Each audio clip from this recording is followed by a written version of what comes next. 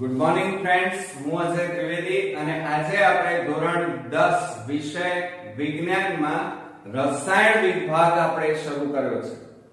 આ વિભાગમાં કુલ 5 આપણે પાઠ જોવાના છીએ અને આ 5 પાઠમાંથી આપણને 25 માર્ક્સ મિત્રો બોર્ડમાંથી મળશે। પણ આ 25 માર્ક્સ એમને નહીં મળે મિત્રો। કેમ? કારણ કે આ રસાયણ વિજ્ઞાન છે અને મોટાભાગના સ્ટુડન્ટ્સને રસાયણ વિજ્ઞાન અને ભૌતિક શાસ્ત્ર બહુ જ હાર્ડ લાગે છે। એનું કારણ શરૂઆતથી એના પાયાથી તમે લોકો તૈયાર કરતા નથી, એના કારણે તમને આ બધા પાઠ હાર્ડ લાગે છે। પરંતુ ચિંતા નહીં કરો મિત્રો, આપણે આ દરેક પાઠ હું તમને બેઝિક પાયાથી સમજાવીશ, જેથી કરીને તમને આ બધા ચેપ્ટર પૂરેપૂરા સમજાઈ જશે અને આવડી પણ જશે। આજે આપણે ચેપ્ટર 1 રાસાયણિક પ્રક્રિયાઓ અને સમીકરણો વિશે આપણે શરૂઆત કરી રહ્યા છીએ। આ ચેપ્ટરનો મારો પહેલો વિડિયો અણુસૂત્ર માટેનો તમે બધાએ જોયો હશે। જો ન જોયો હોય તો જરૂરથી જોઈ લેજો અને એ બધા સૂત્રો તમારે તૈયાર કરવાના છે। એ તૈયાર કર્યા પછી જ તમારે આ બધા વિડિયો જોવાના છે। જો તમે સીધા પાઠ પર બેસી જશો, એટલે કે પાઠ શીખવાના ચાલુ કરી દેશો, તો મિત્રો ક્યારે નહીં આવે। કેમ? કારણ કે આ રાસાયણિક સમીકરણો છે એટલા માટે। અને આજે આપણે આ બીજા ભાગની અંદર હું તમને આ ચેપ્ટરના આવતા મેઈન પોઈન્ટ્સના ચાર્ટ વિશે સમજાવીશ, જેથી કરીને તમને બેઝિક આ ચેપ્ટરની માહિતી સરળતાથી આવડી જાય અને સમજાઈ પણ જાય।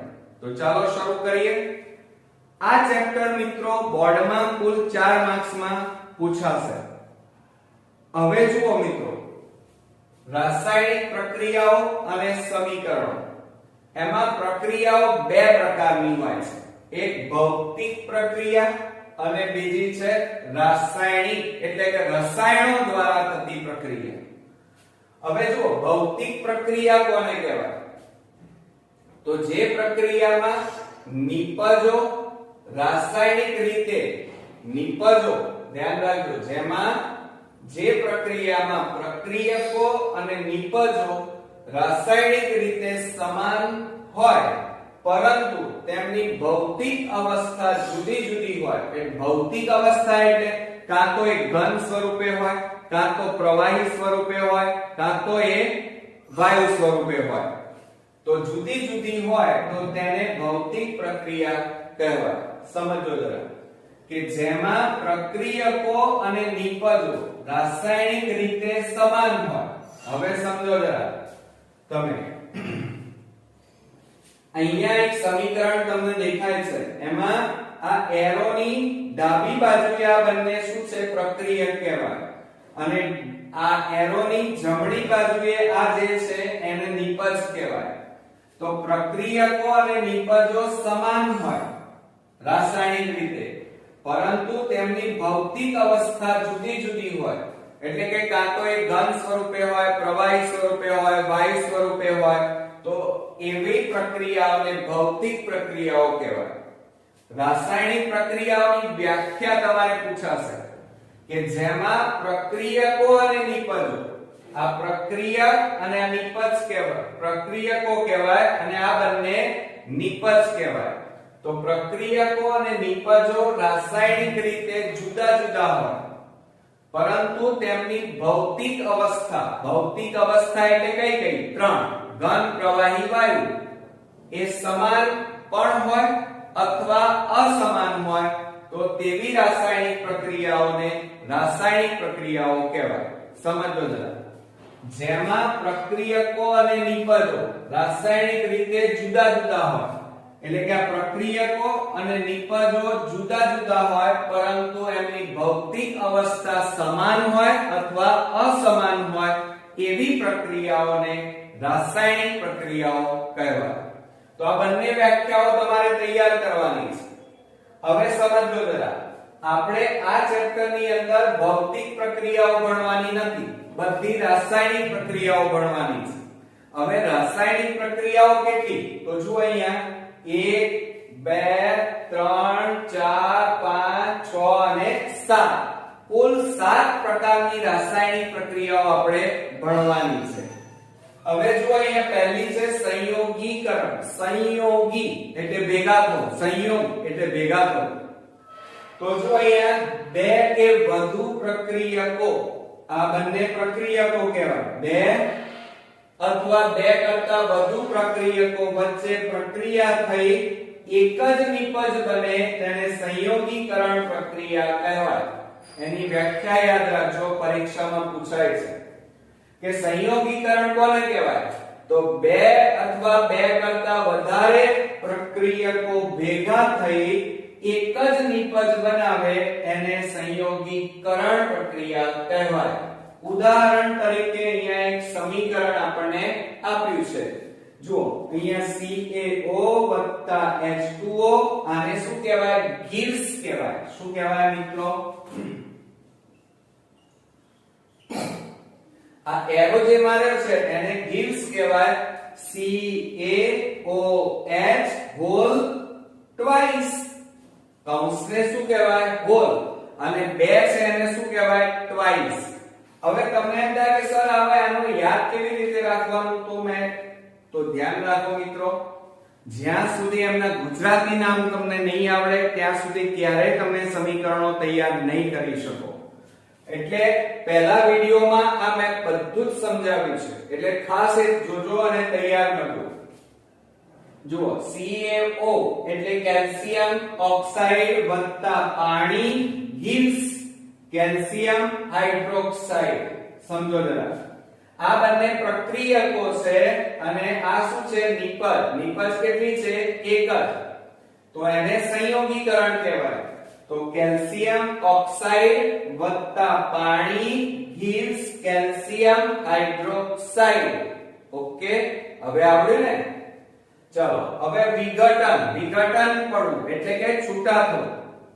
તો એક જ પદાર્થને, કોઈ એક જ પદાર્થને ગરમ કરતા એક કરતા વધુ નિપજ બને તેને વિઘટન પ્રક્રિયા કહેવાય. સમજો જરા, એકમાંથી એક અથવા અનેક નિપજો મળે તેને વિઘટન થયું એમ કહેવાય અને એ પ્રક્રિયાને વિઘટન પ્રક્રિયા કહેવાય. હવે એક જ પદાર્થ છે તો અહીંયા CaCO3 gives CaO CO2. હવે યાદ કેવી રીતે રાખવાનું? તો જુઓ, આ CaCO3 છે એને કેલ્શિયમ કાર્બોનેટ કહેવાય. શું કહેવાય? Calcium carbonate gives calcium oxide વત્તા કાર્બન ડાયોક્સાઇડ. હવે અહીંયા જુઓ, અહીંયા શું કીધું છે? ગરમ કરતા. એટલે આ પ્રક્રિયાને તમે ગરમ કરી છે. ગરમ કરી છે એ બતાવવું પડે. તે બતાવવા માટે આ ત્રિકોણ આકારની સંજ્ઞા વપરાય છે જેને આપણે ડેલ્ટા કહેવાય. પણ આ ગણિતનો ડેલ્ટા નથી મિત્રો. આનો મતલબ એ થાય કે આ પ્રક્રિયાને તમે ગરમ કરી છે. ક્લિયર? એટલે CaCO3 gives CaO CO2. Calcium carbonate gives calcium oxide વત્તા CO2 એટલે કાર્બન ડાયોક્સાઇડ. આ વિઘટન પ્રક્રિયાનું ઉદાહરણ. હવે આપણે વિસ્થાપન પ્રક્રિયા જોઈએ. વિસ્થાપન એટલે દાખલા તરીકે આપણે ઘરમાં લગ્ન લીધું હોય તો આપણે ઘરમાં શું કરીએ છીએ? સ્થાપન કરીએ છીએ. કરો છો કે નથી કરતા? ગણપતિ દાદાનું આપણે સ્થાપન કરીએ છીએ. તો એમ અહીંયા જો જે તાકાતવર હોય, દાખલા તરીકે તમે ક્લાસમાં બેઠા છો, પહેલી બેન્ચીસે કોણ બેસે? કાં તો હોશિયાર છોકરો બેસે કાં તો તાકાતવર બેસે. પેલો નબળો છોકરો પહેલી બેન્ચીસે બેસી ગયો હોય પણ પેલો તાકાતવર છોકરો શું કરે? સક્રિય છોકરો શું કરે? પેલા નબળા છોકરાને ધક્કો મારીને છેલ્લી બેન્ચીસે મોકલી દે અને પોતે પહેલા બેસી જાય. તો એને શું કર્યું કહેવાય? વિસ્થાપન થયું એમ કહેવાય. એટલે વધુ સક્રિય તત્વ ઓછા સક્રિય તત્વનું વિસ્થાપન કરે છે. સમજો જરા, શું? વધુ સક્રિય તત્વ ઓછા સક્રિય તત્વનું વિસ્થાપન કરે છે. હવે સમજો જરા, એક ઉદાહરણ આપું તમને. દાખલા તરીકે લોખંડની એક ખીલી લઈ લો અને એક ચાંદીની ખીલી લઈ લઈએ. હવે બંનેને બહાર તમે ખુલ્લા વાતાવરણમાં મૂકી દો, એના ઉપર પાણીનો છંટકાવ કરો અને અઠવાડિયા 10 દિવસ પછી બંને ખીલીનો તમે નિરીક્ષણ કરો, તો જે લોખંડની ખીલી છે એનો કલર પણ બદલાય છે અને એના ઉપર શું લાગે છે? કાટ આવે છે. એટલે એનો મતલબ એ થયો કે લોખંડમાં કલર બદલાયો અને કાટ આવ્યો. ચાંદીમાં તમે જોજો તો એમાં એક તો કલર આછો થાય છે પણ કાટ આવતો નથી. એટલે એનો મતલબ એ થયો કે લોખંડ સક્રિય છે અને વાતાવરણના ઓક્સિજન સાથે પ્રક્રિયા કરી અને રસ્ટ એટલે કાટ બનાવે છે. ચાંદી ઓછું સક્રિય છે એટલે ઓક્સિજન સાથે ઓછી પ્રક્રિયા કરે છે. સમજાયું તમે? તો વિસ્થાપન એટલે વધુ સક્રિય તત્વ ઓછા સક્રિય તત્વનું વિસ્થાપન કરે છે. એમાં ઉદાહરણ જોઈએ તો જુઓ, આ Fe+CuSO4 gives FeSO4+Cu.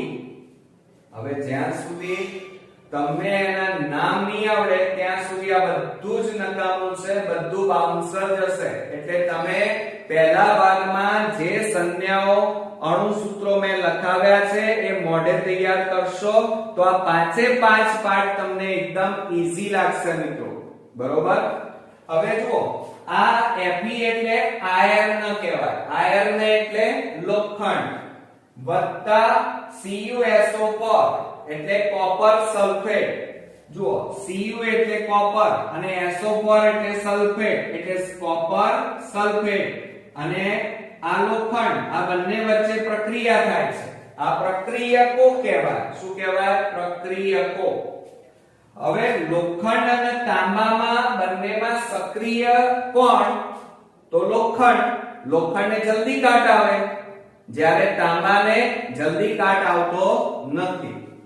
હવે જુઓ, આ Fe એ સક્રિય છે, આ ઓછો સક્રિય છે. એટલે આ Fe અને SO4 બંને જોડાઈ જશે અને Cu ને ધકેલી દેશે એટલે Cu છૂટો પડી જાય છે. એટલે FeSO4 Cu. FeSO4 એટલે આયર્ન સલ્ફેટ અથવા એને ફેરસ સલ્ફેટ કહેવાય અને Cu એટલે તાંબુ, કોપર. ઓકે? એટલે આ બંને પ્રક્રિયકો છે, જ્યારે આ એરોની જમણી બાજુ આ બંને નિપજ કહેવાય. ઓકે? ચાલો હવે દ્વિવિસ્થાપનની વાતો કરીએ. દ્વિ એટલે બે અને વિસ્થાપન એટલે સ્થાપન થવું, અદલાબદલી કરવી. બરોબર? इसकी टोपी उसके सर એટલે બે આયનોની અદલાબદલી થાય. અદલાબદલી બરોબર થાય તો તેવી પ્રક્રિયાને દ્વિવિસ્થાપન પ્રક્રિયા કહેવાય. ઉદાહરણ તરીકે આપણે જોઈએ Na2SO4 BaCl2 gives BaSO4 twice NaCl. આ બધું મોઢે લખવું પડશે, મોઢે તૈયાર કરવું પડશે મિત્રો, અને પરીક્ષામાં આ રીતે બોક્સ બનાવીને લખવું પણ પડશે. પણ આ બધું યાદ ક્યારે રહેશે? જ્યારે તમે એના ગુજરાતી નામ તૈયાર કરેલા હશે તો. તો જુઓ, Na2SO4 એટલે શું? સોડિયમ સલ્ફેટ અને વત્તા BaCl2 બેરિયમ ક્લોરાઇડ. આ બંને પ્રક્રિયકો વચ્ચે પ્રક્રિયા થાય તો શું બને? આ BaSO4 જોડાય, NaCl જોડાઈ જાય, અદલા બદલી થાય. જુઓ, સમજો જરા, આ BaSO4 સાથે જોડાય અને આ Na2Cl2 સાથે જોડાઈ જાય. બરોબર? તો શું બની જાય? તો જુઓ, BaSO4 એટલે બેરિયમ સલ્ફેટ, NaCl અને આ બંનેમાં બે બે છે એટલે 2NaCl એટલે સોડિયમ ક્લોરાઇડ બની જાય. એટલે અદલાબદલી થઈ, ટોપીઓની અદલાબદલી થઈ, માટે આને દ્વિવિસ્થાપન પ્રક્રિયા કહેવાય. ત્યાર પછી આગળ વધીએ મિત્રો અવક્ષેપન પ્રક્રિયા. હવે તમને એક પ્રશ્ન થાય, સર એમાં અવક્ષેપ એટલે શું? તો હવે અવક્ષેપ તમે બધાએ જોયા છે. દાખલા તરીકે તમારા ઘરમાં તમારી મમ્મી ચા બનાવે, પછી ઘણીવાર તમે એવું સાંભળ્યું હશે ચા ફાટી ગઈ. તો ચા ફાટી ગઈ ખબર શું પડે? તો તમે ચામાં જોયું હશે, માનો લીંબુના 2-3 ટીપા નાખી દો તો દહીં જેવા ખોદા તરી આવે છે. તો એ અવક્ષેપ કહેવાય, એ ઓગળતા નથી. બરોબર મિત્રો? એ જ રીતે તમારી મમ્મી મલાઈમાંથી ઘી બનાવે ત્યારે માખણ ઉપર તરી આવે છે અને નીચે શું હોય છે? છાશ. તો એ માખણ એ છાશમાં ઓગળતું નથી, ફોદા સ્વરૂપે ઉપર તરી આવે છે, એને અવક્ષેપ કહેવાય. તો એમ અવક્ષેપન પ્રક્રિયા. તો અદ્રાવ્ય એટલે ઓગળે નહીં, એને અદ્રાવ્ય કહેવાય. અદ્રાવ્ય અવક્ષેપ બનાવે તેને અવક્ષેપન પ્રક્રિયા કહેવાય. ઉદાહરણ તરીકે AgNO3 NaCl gives, આને શું કહેવાય? gives. AgCl સમજો જરા, આ Ag અને Cl જોઈન્ટ થઈ જાય, Na અને NO3 જોઈન્ટ થઈ જાય, તો શું બની જાય? AgCl અને NaNO3 બને. હવે આનું ગુજરાતી નામ ધ્યાન રાખો. AgNO3 એટલે silver nitrate, sodium chloride. AgCl એટલે સોડિયમ ક્લોરાઇડ અને આમાં સોડિયમ નાઇટ્રેટ. ફરીથી આને silver nitrate, sodium chloride, silver chloride. Silver એટલે ચાંદી, બરોબર? એટલે સિલ્વર ક્લોરાઇડ વત્તા સોડિયમ નાઇટ્રેટ, બરોબર? તો આ હતી આપણી અવક્ષેપન પદ્ધતિ. હવે ઓક્સિડેશન અને રિડક્શન પ્રક્રિયાની વાત કરીએ તો વ્યાખ્યા યાદ રાખજો કે જે રાસાયણિક પ્રક્રિયામાં O2 ઉમેરાય અને હાઇડ્રોજન દૂર થાય તો એને ઓક્સિડેશન કહેવાય, અને જે પ્રક્રિયામાં O2 દૂર થાય હાઇડ્રોજન ઉમેરાય એને રિડક્શન કહેવાય. સમજો જરા ફરીથી.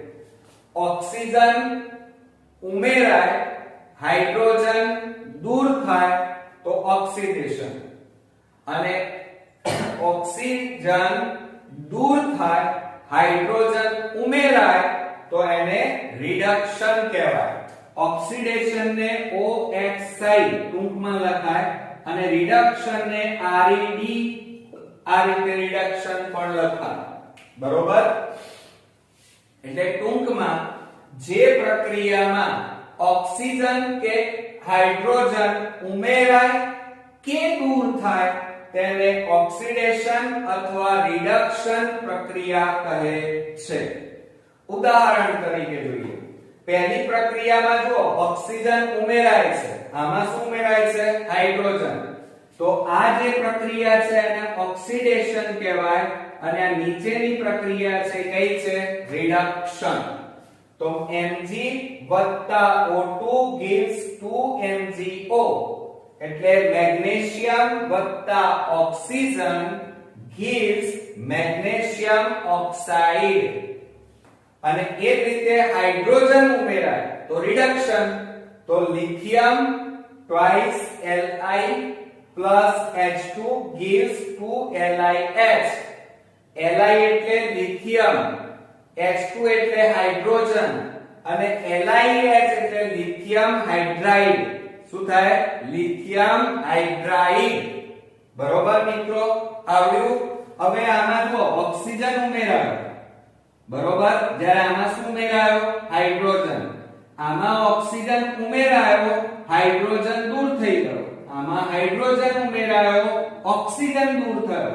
માટે આ પહેલી પ્રક્રિયામાં ઓક્સિજન ઉમેરાય તો ઓક્સિડેશન, હાઇડ્રોજન ઉમેરાય તો રિડક્શન. ક્લિયર? આવડ્યું ને?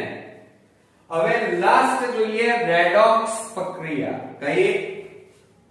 રેડોક્સ, REDOX, રેડોક્સ પ્રક્રિયા. બરોબર? હવે જુઓ અહીંયા રેડોક્સ પ્રક્રિયાની વ્યાખ્યા શું થાય? તો ઓક્સિડેશન અને રિડક્શન બંને એક સાથે થાય. ઓક્સિડેશન અને રિડક્શન બંને એક સાથે થાય તો એને રેડોક્સ પ્રક્રિયા કહેવાય. ઉદાહરણ જોઈએ એટલે તમને વધારે સમજાય. 2NaCl, અહીંયા જો નીચે શું લખ્યું છે? S. ઝીણા અક્ષરે લખ્યું છે S. S એટલે સોલિડ, સોલિડ એટલે ઘન. એટલે એનો મતલબ કે આ જે પ્રક્રિયા છે એની અવસ્થા ઘન સ્વરૂપ છે. હવે gives 2NaS Cl2 ગેસ એટલે 2Na સોડિયમ અને કયો સ્વરૂપે મળે છે? સોલિડ. સોલિડ એટલે ઘન સ્વરૂપ અને Cl2 એટલે ગ્લાસ, ગેસ એટલે વાયુ સ્વરૂપે ક્લોરીન વાયુ મળે છે. તો sodium chloride gives sodium chlorine. Clear? આવડ્યા ને બધા? તો મિત્રો આ કુલ 7 આપણી રાસાયણિક પ્રક્રિયાઓ આ ચેપ્ટરમાં અહીંયા ભણવાની છે મિત્રો. પણ આ ચાર્ટ એટલા માટે તમને બરોબર મેં પહેલા શીખવાડી દીધો કે પહેલા તો આ પાઠમાં કઈ વસ્તુ આવે છે એ તમને સરળતાથી સમજાઈ ગઈ. હવે એને ડીપમાં આપણે નેક્સ્ટ વિડિયોમાં દરેકે દરેક આ સાથે 7 પ્રક્રિયાઓ અલગ અલગથી ભણવાના છીએ.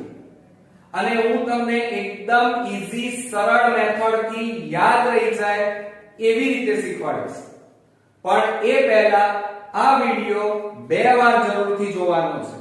જોયા પછી આ આખો ચાર્ટ તમારે ચોપડામાં રંગીન પેનોથી દોરી અને તૈયાર કરવાનો છે. કારણ આ બધી વ્યાખ્યાઓ તમારે વિભાગ A માં પૂછાય છે અને આ બધા ઉદાહરણ તમારે તૈયાર કરવાના છે. 5 વાર લખવાના અને બોલતા જવાનું. ચલો હું તમને શીખવાડું. પ્રક્રિયાઓ કેટલી? 2. ભૌતિક અને રાસાયણિક. રાસાયણિકના કેટલા પ્રકાર? 7. કઈ? સંયોગીકરણ. બરોબર? એમાં ઉદાહરણ બોલો. કેલ્શિયમ ઓક્સાઇડ વત્તા પાણી gives કેલ્શિયમ હાઇડ્રોક્સાઇડ. બરોબર? હું ગુજરાતી નામ શીખવાડું એટલે તમને જલ્દી યાદ રહે. અને તૈયાર કરો ત્યારે આ રીતે બોલવાનું. કેલ્શિયમ ઓક્સાઇડ ની પાણી સાથે પ્રક્રિયા થઈ કેલ્શિયમ હાઇડ્રોક્સાઇડ બને છે. પછી કેલ્શિયમ કાર્બોનેટ ને ગરમ કરતા, આ શેનું ચિહ્ન છે? ગરમ કરવાનું. તો કેલ્શિયમ કાર્બોનેટ ને ગરમ કરતા કેલ્શિયમ ઓક્સાઇડ અને કાર્બન ડાયોક્સાઇડ વાયુ છૂટા પડે છે. આ વિઘટન પ્રક્રિયા. હવે વિસ્થાપન પ્રક્રિયા જોઈએ તો આયર્ન એટલે લોખંડ plus copper sulphate gives iron sulphate વત્તા તાંબુ, તાંબુ એટલે કોપર. હવે દ્વિવિસ્થાપન પ્રક્રિયાની વાત કરીએ તો સોડિયમ સલ્ફેટ વત્તા barium chloride gives barium sulphate વત્તા સોડિયમ ક્લોરાઇડ. આ કઈ? દ્વિવિસ્થાપન. ત્યાર પછી અવક્ષેપન પ્રક્રિયા. તો એમાં સિલ્વર નાઇટ્રેટ વત્તા sodium chloride gives silver chloride વત્તા સોડિયમ નાઇટ્રેટ. ઓક્સિડેશન અને રિડક્શન ની પ્રક્રિયામાં પહેલી ઓક્સિડેશન જોઈએ કે મેગ્નેશિયમની ઓક્સિજન સાથે પ્રક્રિયા કરતા મેગ્નેશિયમ ઓક્સાઇડ મળે છે. લિથિયમની હાઇડ્રોજન સાથે પ્રક્રિયા કરતા લિથિયમ હાઇડ્રાઇડ મળે છે. સોડિયમ ક્લોરાઇડ ને વિઘટન થતા સોડિયમ અને ક્લોરીન છૂટા પડે છે. આ કઈ આપણી રેડોક્સ પ્રક્રિયા. આવડશે મિત્રો? છે ને એકદમ ઈઝી. આજના વિડિયોમાં તમને મજા પણ આવી હશે અને નવું શીખવા પણ મળ્યું હશે. તો મિત્રો આ ચાર્ટ તમારે તૈયાર કરવાનો છે. નેક્સ્ટ વિડિયોમાં આપણે ચેપ્ટર 1 ની દરેકે દરેક થિયરીઓ કુલ દરેકે દરેક 7 ટોપિકો આપણે ભણવાના છીએ અને એ પણ સરસ રીતે. તો નેક્સ્ટ વિડિયોમાં ફરી મળીએ. ત્યાં સુધી ગુડ નાઈટ મિત્રો.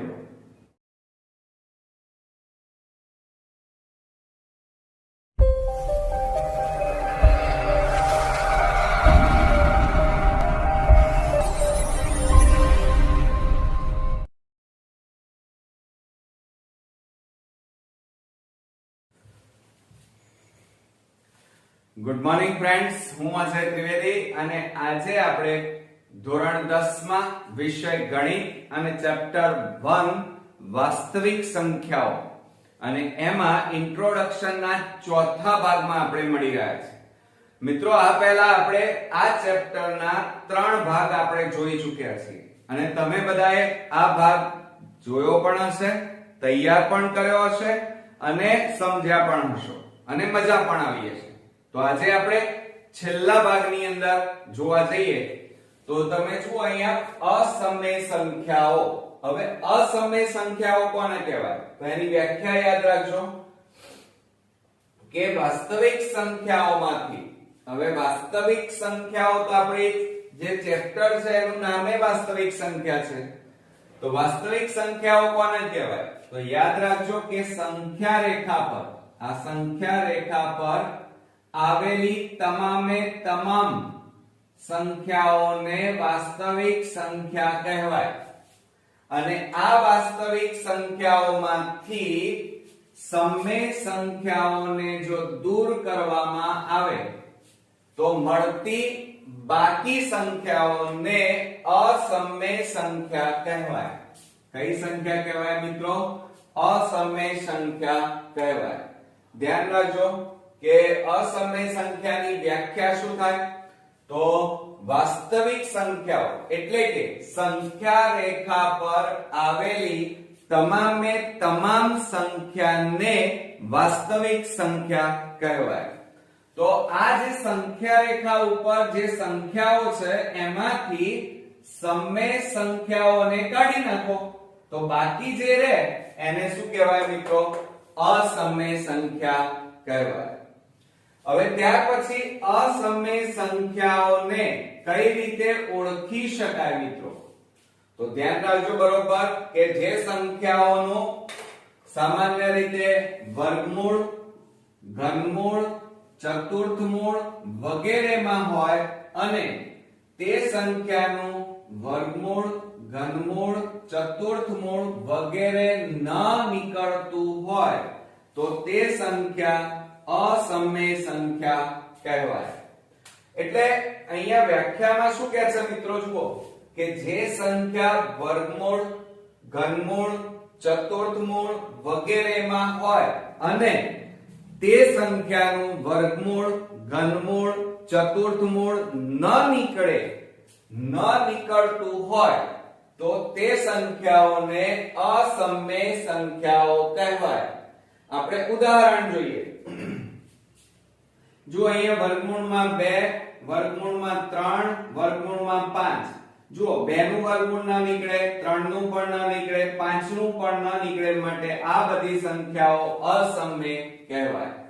એ જ રીતે ઘનમૂળમાં 2, ઘનમૂળમાં 3, આ 2 નું ઘનમૂળ કે 3 નું ઘનમૂળ ન નીકળે માટે તે સંખ્યાને અસમય સંખ્યા કહેવાય. એ જ રીતે ચતુર્થ મૂળમાં 5, ચતુર્થ મૂળમાં 7, પંચમૂળમાં 10. તો જુઓ 5 નું અને 7 નું, આ 5 નું ચતુર્થ મૂળ અને 7 નું ચતુર્થ મૂળ ન નીકળે, સાથે સાથે 10 નું પંચમૂળ પણ ન નીકળે, માટે આ બધી સંખ્યાઓ કેવી કહેવાય? અસમય સંખ્યાઓ કહેવાય. હવે જો અહીંયા બરોબર ધ્યાન રાખજો કે જે સંખ્યાનું દશાંશ નિરૂપણ અનંત હોય, કેવું હોય મિત્રો? અનંત આપેલું હોય અને અનાવૃત હોય, બરોબર, તો તે સંખ્યાઓ અસમય સંખ્યાઓ છે. ધ્યાન રાખજો કેવી સંખ્યાઓ છે? જે સંખ્યાનું દશાંશ નિરૂપણ એક તો અનંત, બીજું આવૃત હોય તો તે સંખ્યાને અસમય સંખ્યા કહેવાય. જો અહીંયા ઉદાહરણ આપ્યું છે મેં કે 2.30, 300 3000 30000 dash dash dash dash dash.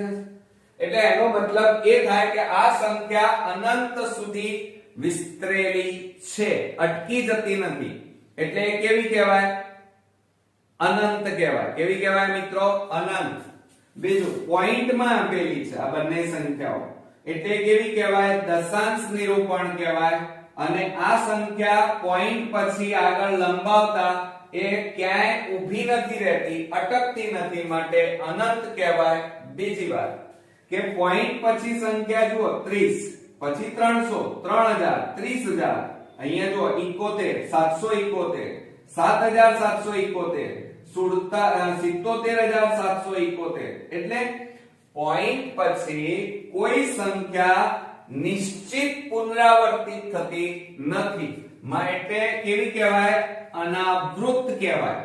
જો આ રીતે હોય ને, દાખલા તરીકે 2.3333, તો આ સંખ્યા કેવી કહેવાય? આવૃત્ત કહેવાય. કેવી કહેવાય મિત્રો? આવૃત્ત. જ્યારે આવી હોય, દાખલા તરીકે 2.435798 તો આ એક પણ સંખ્યા નિશ્ચિત રીતે પુનરાવર્તિત વારંવાર આવતી નથી, માટે આ સંખ્યા અનાવૃત્ત કહેવાય. અને આગળ ડેશ ડેશ હોય તો અનંત કહેવાય, માટે આ સંખ્યાને અસમય સંખ્યા કહેવાય. ક્લિયર? હવે અસમય સંખ્યાની બીજી વ્યાખ્યા કઈ? તો ધ્યાન રાખજો બરોબર મિત્રો, પરીક્ષામાં ગમે તે પૂછી શકાય કે જે સંખ્યાને પૂર્ણાંક p, ધ્યાન રાખજો, પૂર્ણાંક p અને શૂન્યેતર પૂર્ણાંક q માટે p/q સ્વરૂપમાં લખી ન શકાય તે સંખ્યા s ને અસમય સંખ્યા કહે છે. ધ્યાન રાખો બરોબર કે જે સંખ્યાને પૂર્ણાંક p અને શૂન્યેતર પૂર્ણાંક q માટે p/q સ્વરૂપમાં લખી ન શકાય તે સંખ્યા s ને અસમય સંખ્યા કહેવાય. એટલે અહીંયા અસમય સંખ્યાને આપણે s વડે દર્શાવીએ છીએ. શું શેના વડે દર્શાવીએ છીએ? s વડે દર્શાવવામાં આવે છે. હવે ત્યાર પછી બીજું અહીંયા ધ્યાન રાખજો કે એક અગત્યનું સૂત્ર તમારે એક્ઝામ્પલમાં ખૂબ જ અગત્યનું છે અને એ તમારે તૈયાર કરવાનું છે કે ગુસા AB ગુણ્યા લસા AB બરાબર A ગુણ્યા B. આ સૂત્ર ઉપરથી વિભાગ B વિભાગ A માં તમારે 1 માર્ક્સના અને 2 માર્ક્સના દાખલા પૂછાશે. એટલે આ સૂત્ર ખાસ તૈયાર કરજો કે ગુસા AB ગુણ્યા લસા AB બરાબર A ગુણ્યા B. ક્લિયર? ત્યાર પછી સમય સંખ્યા કોને કહેવાય? તો ધ્યાન રાખજો, સમય સંખ્યા કે જે સંખ્યાને પૂર્ણાંક p તથા શૂન્યેતર પૂર્ણાંક q માટે p/q સ્વરૂપમાં લખી શકાય તે સંખ્યાને સમય સંખ્યા કહેવાય. અને જો અહીંયા એવું લખીએ કે સ્વરૂપમાં લખી ન શબ્દ વાપરી દઈએ, વચ્ચે કયો શબ્દ વાપરીએ? ન લખી શકાય તો એ સંખ્યાને અસમય સંખ્યા s કહેવાય. ક્લિયર? હવે તમે સમજો જરા, p/q તો p ને પૂર્ણાંક કીધો છે. જુઓ, p પૂર્ણાંક અને q એ શું છે? શૂન્યેતર પૂર્ણાંક છે. શું છે? શૂન્યેતર પૂર્ણાંક q. એટલે q એ શૂન્યેતર પૂર્ણાંક. પણ પાછું અહીંયા જુઓ, q ની કિંમત 0 ના હોવી જોઈએ. એટલે કે q is not equal to 0 હોય. એટલે q ની કિંમત ક્યારે પે શૂન્ય લઈ શકાય નહીં. તો આ સમય સંખ્યાની વ્યાખ્યા થઈ. એટલે સમય સંખ્યા અને અસમય સંખ્યાની વ્યાખ્યા ખાસ તૈયાર કરજો. હવે આપણે પ્રમેય 1.3 જોઈએ. બરોબર ધ્યાન રાખજો, કારણ કે આ બધું તમારું વિભાગ A માં પૂછાય છે મિત્રો. કે ધારો કે p, ધારો કે p એ અવિભાજ્ય સંખ્યા છે. આ p એ કેવી સંખ્યા છે મિત્રો? જુઓ અહીંયા, p p એ અવિભાજ્ય સંખ્યા છે અને ધન પૂર્ણાંક a કેવી સંખ્યા છે? આ a ધન પૂર્ણાંક માટે a² એ p વડે વિભાજ્ય હોય તો a પણ p વડે વિભાજ્ય હોય. સમજો જરા, ધ્યાન રાખી અને બરોબર 2 વાર વાંચશો ત્યારે તમને માઇન્ડમાં અંદર ઉતરશે કે શું કહેવા માંગે છે. કે ધારો કે p એ અવિભાજ્ય સંખ્યા છે. અવિભાજ્ય એટલે દાખલા તરીકે આપણે કોઈ સંખ્યા લઈ લઈએ 4, બરોબર. ધન પૂર્ણાંક a માટે આ a છે એ ધન પૂર્ણાંક, બરોબર. a માટે a² લઈ લો, p વડે વિભાજ્ય હોય. ચલો હવે આપણે p ની જગ્યાએ કેટલા લીધા મિત્રો? 4, બરોબર.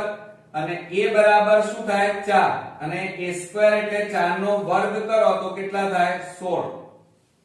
એટલે a બરાબર તમારી પાસે શું આવ્યું? 4 અને a² બરાબર શું આવ્યા?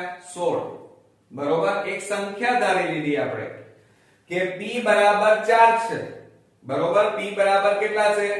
4.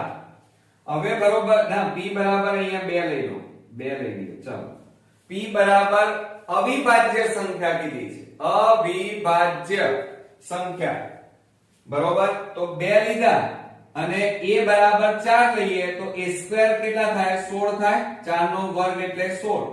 એટલે a બરાબર 4 અને a² બરાબર 16. હવે શું કહે છે જુઓ કે a² ને p વડે વિભાજ્ય એટલે a² જો અહીંયા a² ને p વડે વિભાજ્ય. ચલો a² કેટલા છે? 16 અને p બરાબર કેટલા છે? 2. જુઓ ભાગી શકાય છે, 2 8 16. તો જવાબ કેટલો આવ્યો? 8. એટલે વિભાજ્ય છે ને. પછી શું કહે છે? હોય તો a પણ p વડે એટલે a ને p વડે ભાગો. ચલો તો બરાબર a એટલે કેટલા છે? જુઓ અહીંયા 4 અને p બરાબર અવિભાજ્ય સંખ્યા કેટલી છે? 2 2 2 4. તો જવાબ કેટલો આવ્યો? 2. એટલે કહેવાનો મતલબ સમજો કે જે સંખ્યાને જે જુઓ p વડે એને ભાગી શકાય તો p વડે a² ને પણ ભાગી શકાય. સાદી સીધી સરળ ભાષામાં સમજો કે જે સંખ્યાને p વડે ભાગી શકાય એટલે કે જો a ને p વડે ભગાય તો a² ને પણ p વડે ભાગી શકાય. ક્લિયર? ફરીથી જોઈ લો કે ધારો કે p એ એક અવિભાજ્ય સંખ્યા છે. ધન પૂર્ણાંક a માટે a² એ p વડે વિભાજ્ય હોય એટલે કે a² ને p વડે ભાગી શકાય તો a ને પણ p વડે ભાગી શકાય એવું આ 1.3 પ્રમેયમાં કહે છે. ખ્યાલ આવી ગયો મિત્રો? ઓકે. તો મિત્રો આ હતી આપણી ચેપ્ટર 1 ની અગત્યની માહિતી. હવે તમારે આ બધું નોટ ડાઉન કરી નાખવાનું છે. નોટ ડાઉન કર્યા પછી મોઢે કોન્ક્રીટ તૈયાર કરવાનું. ન યાદ રહે તો લખીને તૈયાર કરો. અને આ સૂત્ર મોસ્ટ ઇમ્પોર્ટન્ટ છે, 10 વાર લખીને તૈયાર કરી નાખો. બરોબર? તો નેક્સ્ટ વિડિયોમાં મિત્રો હવે ચેપ્ટર 1 ના અગત્યના બધા ટેક્સ્ટ બુક ના બધા જ દાખલાઓ હું તમને ઈઝી સરળ મેથડ થી શીખવાડીશ. તો તૈયાર રહેજો. નેક્સ્ટ વિડિયોમાં ફરી મળીએ. ત્યાં સુધી ગુડ નાઈટ મિત્રો.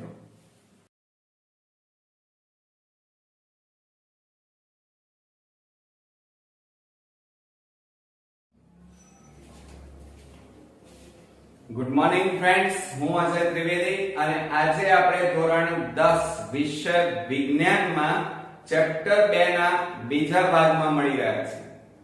મિત્રો પહેલો ભાગ આપણે બધાએ જોયો અને તમે તૈયાર પણ કર્યો છે કે જેમાં આપણે સંજ્ઞાઓ અને આ ચેપ્ટરના અગત્યના અણુસૂત્રો વિશે આપણે ચર્ચા કરી.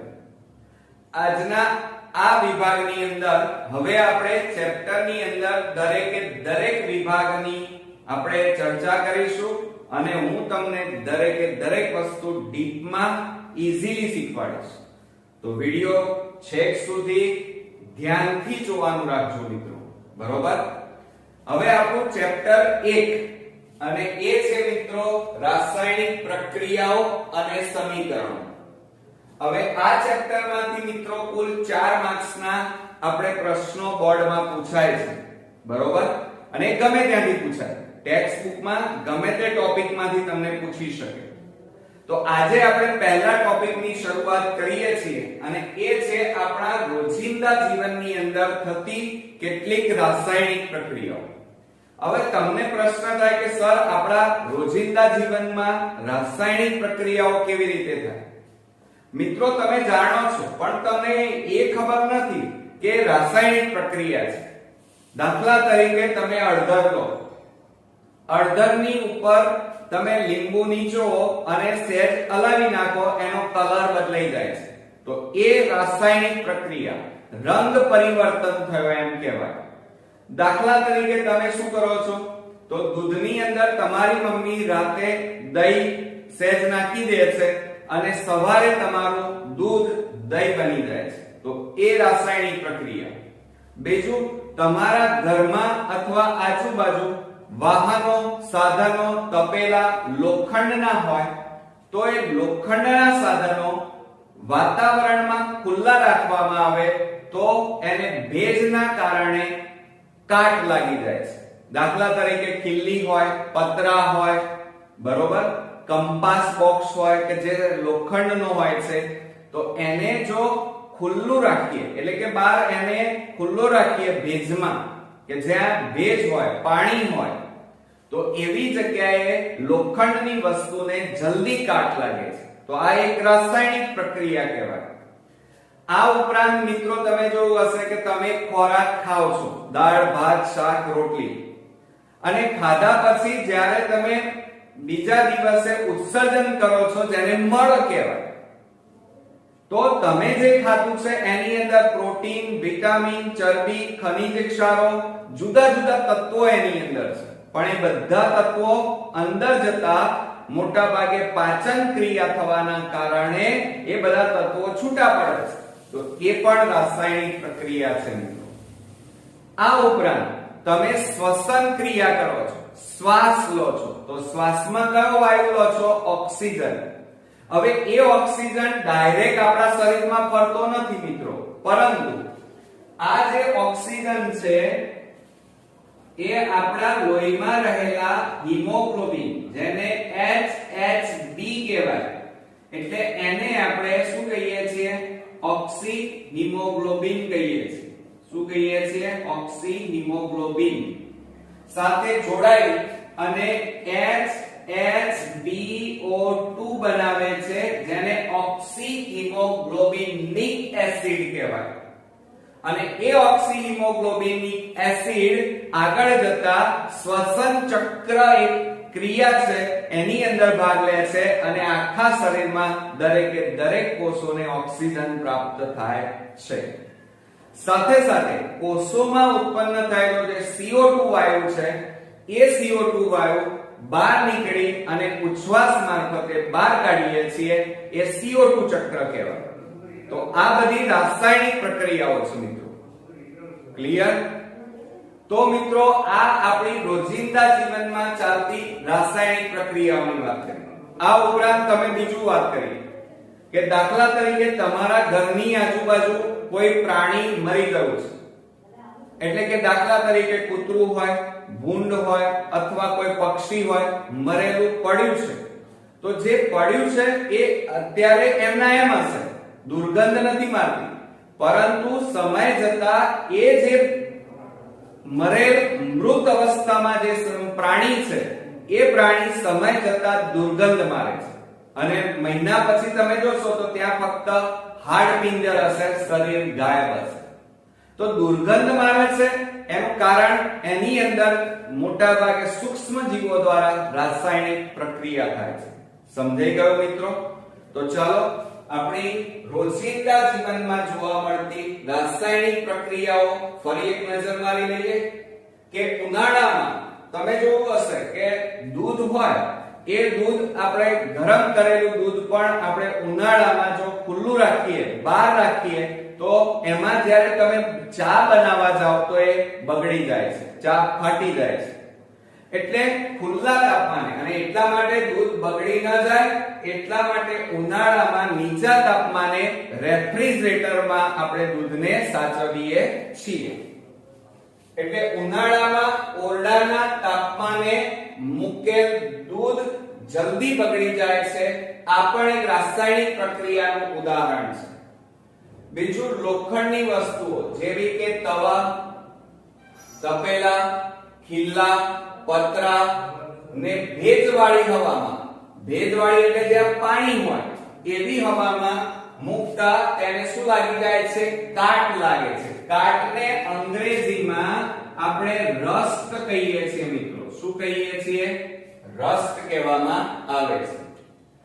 બીજું, આ ઉપરાંત દ્રાક્ષનું આથવણ તો, દાખલા તરીકે તમારે કામ કરવાનું, તમારે છાશ પીવાની, બરોબર, થોડીક છાશ પીવો, પછી તમારે કાળી દ્રાક્ષ લાવવાની, કાળી દ્રાક્ષ તમારે ખાવાની, ઉપર લીંબુનો શરબત પીવો, બરોબર, તો અંદર એક આથવણની ક્રિયા થશે અને શરીરમાં આથવણ થવાના કારણે આપણને જલ્દી ઊંઘ આવશે, ઘેન આવશે. અને આ દ્રાક્ષમાંથી જ આલ્કોહોલ મિત્રો એટલે કે દારૂ બનતો હોય છે આથવણની ક્રિયાના કારણે. તો આ પણ આથવણ થવું એ પણ એક રાસાયણિક પ્રક્રિયાનું ઉદાહરણ છે.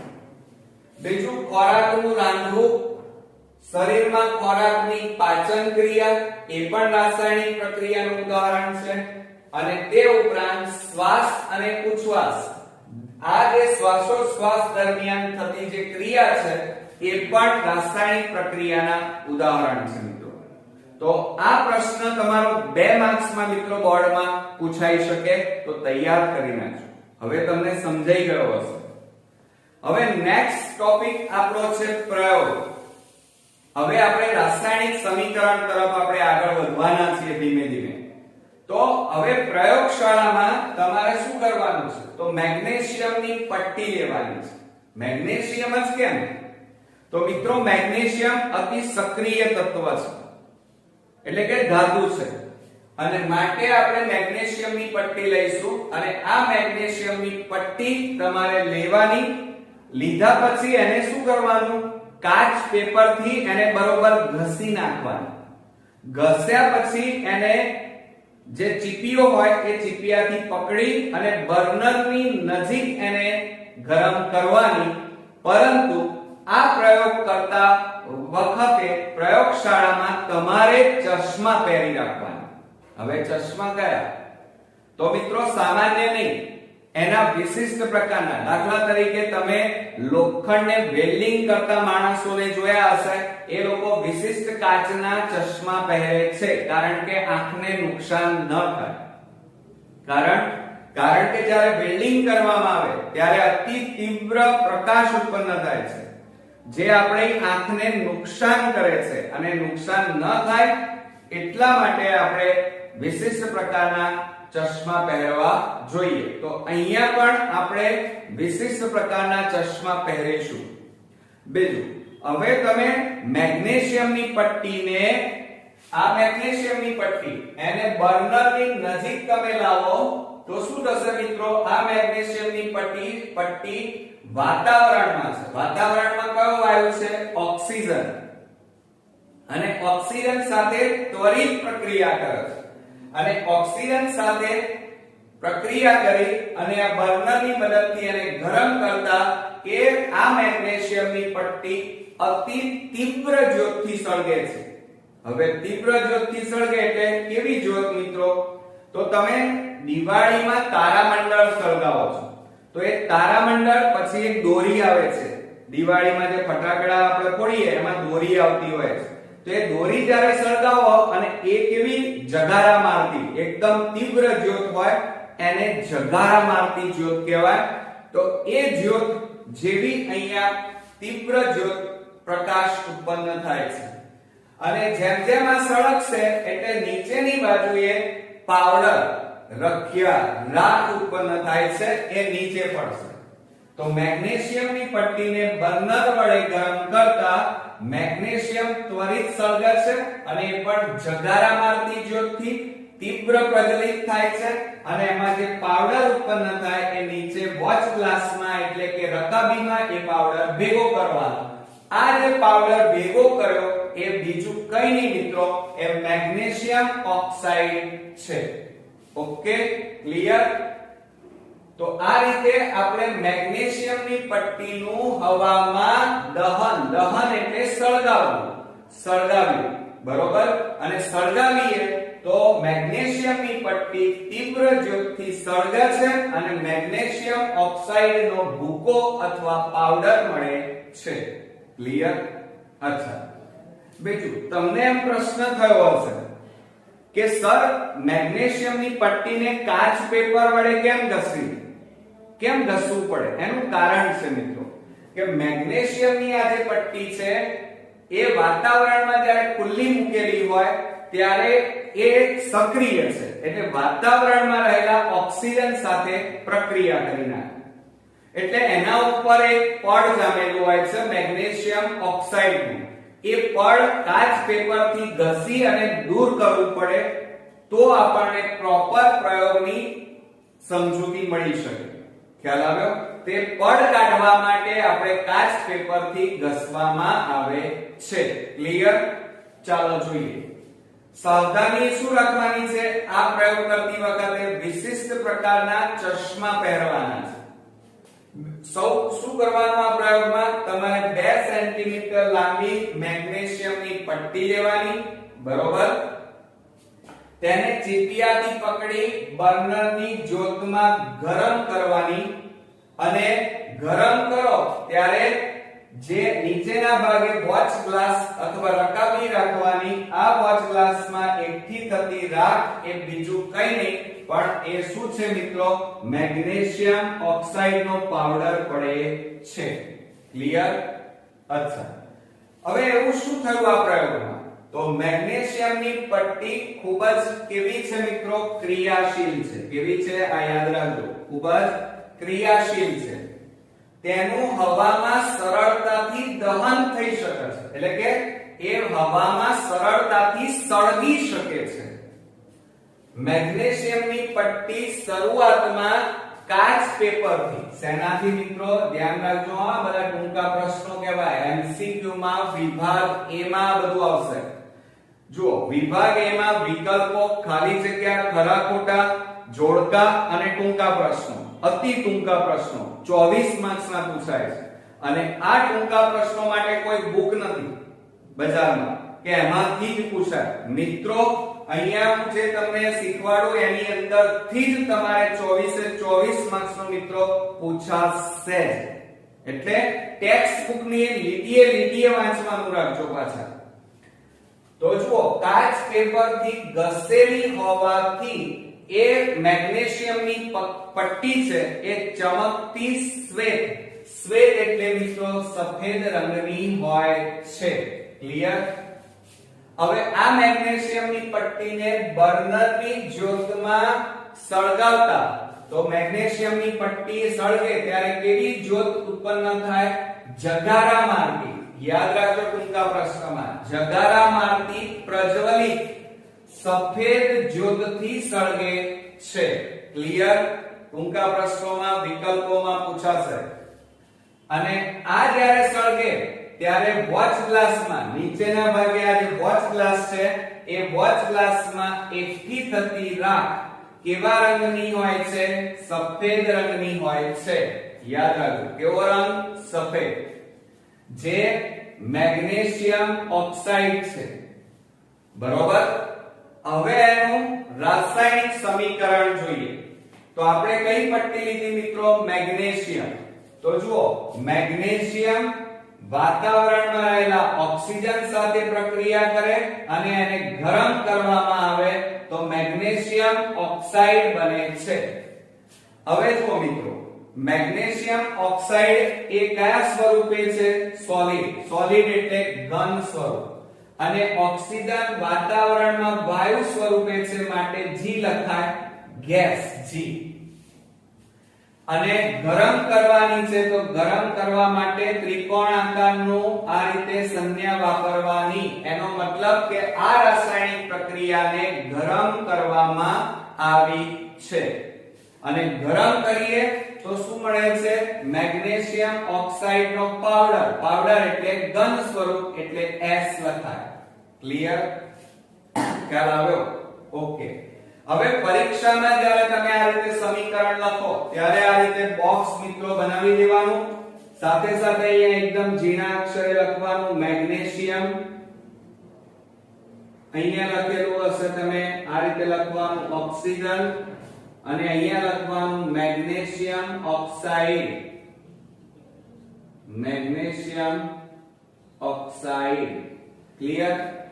હવે એને આ જુઓ, આ જમણી બાજુ કહેવાય અને ડાબી બાજુ કહેવાય, આ જમણી બાજુ કહેવાય. સમજો જરા. આ કઈ બાજુ છે મિત્રો? આ જમણી બાજુ છે. જ્યારે આ કઈ બાજુ છે? ડાબી બાજુ. ડાબી બાજુએ બે આ બંને પ્રક્રિયકો કહેવાય. બે એક કરતા વધારે પ્રક્રિયકો હોય તો એમની વચ્ચે વત્તાનું ચિહ્ન મુકાય. અને જમણી બાજુએ એરોની જમણી બાજુએ આપણને આ શું મળી? નિપજ મળી મિત્રો. શું મળી? નિપજ. ઓકે. એના વિશે હમણાં નેક્સ્ટ વિડિયોમાં આપણે ડીપમાં સુંદર રીતે આપણે શીખવાના છે. હવે જુઓ, બેલેન્સ કરવું પડે સમીકરણને. દાખલા તરીકે તમે અહીંયા 2 લખવાનું ભૂલી ગયા તો આ આખું સમીકરણ ખોટું. કેમ? અહીંયા મેગ્નેશિયમ 1 છે જ્યારે અહીં તો મેગ્નેશિયમ કેટલા છે? 2. તો બેલેન્સ કરવા માટે આપણે આ મેગ્નેશિયમ કેટલા લેવા પડે? 2. તો જુઓ, મેગ્નેશિયમના અણુ કેટલા? 2. અહીંયા મેગ્નેશિયમના અણુ કેટલા? 2. ઓક્સિજન કેટલા? 2. તો અહીંયા ઓક્સિજન કેટલા? આગળ 2 છે એટલે આ 2 કહેવાય. બરોબર? તો બંને બાજુ અણુઓની સંખ્યા સમાન હોવી જોઈએ. જો સમાન ન હોય તો એ રાસાયણિક સમીકરણ સંતુલિત નથી અને નથી તો આપણે સંતુલિત બનાવવું પડે. ક્લિયર મિત્રો? અચ્છા. હવે આ પ્રક્રિયામાં બીજી એક અગત્યની વાત કે વાતાવરણમાં એકલો ઓક્સિજન વાયુ નથી, નાઇટ્રોજન વાયુ પણ રહેલો છે. તો વાતાવરણમાં ઓક્સિજન અને નાઇટ્રોજન હોવાથી મુખ્યત્વે આ MgO તો બને જ છે, એટલે કે મેગ્નેશિયમ ઓક્સાઇડ તો બને જ છે, પણ આ મેગ્નેશિયમ થોડાક પ્રમાણમાં અલ્પ એટલે થોડાક પ્રમાણમાં નાઇટ્રોજન સાથે પ્રક્રિયા કરી અને Mg3N2 પણ બનાવે છે. શું બનાવે છે મિત્રો? યાદ રાખજો, મોસ્ટ ઇમ્પોર્ટન્ટ. Mg3N2 બનાવે છે. ટૂંકા પ્રશ્નો વિકલ્પોમાં પૂછી શકાય. Mg3N2 હવે એને બોલાય કેવી રીતે? તો મેગ્નેશિયમ કેટલા? 3. તો ટ્રાય બોલાય. શું બોલાય? Try magnesium. અને નાઇટ્રોજન કેટલા? 2. તો એને ડાયનાઇટ્રોજન. તો આખું વાક્ય શું થયું મિત્રો? Try magnesium dinitrogen. Okay, clear? યાદ રાખજો, જ્યાં જ્યાં મેં અંડરલાઈન કરી છે એ બધા શોર્ટ ક્વેશ્ચન છે અને આ આકૃતિ તમારે 2 વાર દોરી નાખવાની છે, કારણ કે આ પ્રયોગ તમારો 3 માર્ક્સમાં મિત્રો બોર્ડમાં પૂછી શકાય. સાથે સાથે આ પ્રશ્ન કે આપણા જીવનમાં જોવા મળતી રાસાયણિક પ્રક્રિયાઓના ઉદાહરણ આપો, 2 માર્ક્સમાં પૂછાશે, તો તૈયાર કરી નાખજો. અને રાસાયણિક સમીકરણો કેવી રીતે લખવા, સંતુલિત કેવી રીતે કરવા એ પણ મેં હમણાં શીખવાડ્યું મિત્રો. તો મને હવે ચોક્કસ ખાતરી છે કે આ વિડિયોની અંદર બંને ટોપિકો તમને સમજાઈ ગયા હશે. નેક્સ્ટ વિડિયોમાં બીજા આગળ અગત્યના ટોપિક સાથે ફરી મળીએ. ત્યાં સુધી ગુડ નાઈટ મિત્રો.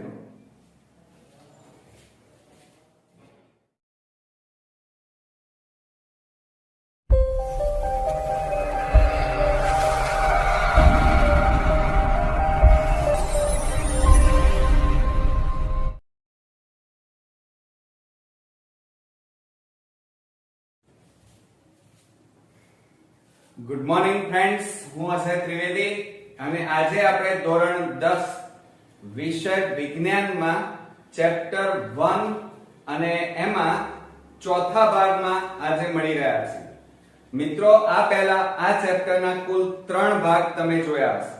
આજે આપણે ચોથા ભાગની અંદર બોર્ડની એક્ઝામ માટે અને સાથે સાથે ટેક્સ્ટ બુકના અગત્યના ટોપિકો આપણે જોવાના છે.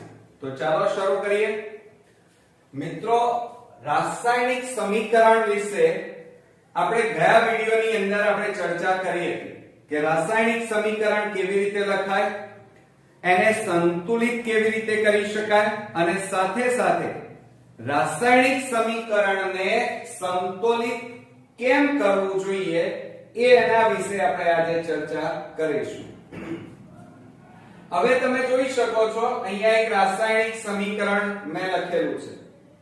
હવે રાસાયણિક સમીકરણમાં આ જે તીર મારેલું છે એ તીરની આ ડાબી બાજુ અને આ જમણી બાજુ કહેવાય. તીરની ડાબી બાજુએ પ્રક્રિયકો છે અને જમણી બાજુએ આ બંને નિપજ કહેવાય. હવે જો પ્રક્રિયકો બે હોય તો વચ્ચે પ્લસ નું ચિહ્ન મુકાય અને જમણી બાજુએ નિપજ બે હોય તો પ્લસ નું ચિહ્ન મુકાય બે નિપજોની વચ્ચે. બીજું આ જે તીર મારેલું છે એનો જે મથાળું કહેવાય અથવા એરો હેડ કહેવાય, એનો ટોચનો ભાગ હંમેશા નિપજ તરફ હોય છે. બરોબર, આ આપણે શીખ્યા છીએ.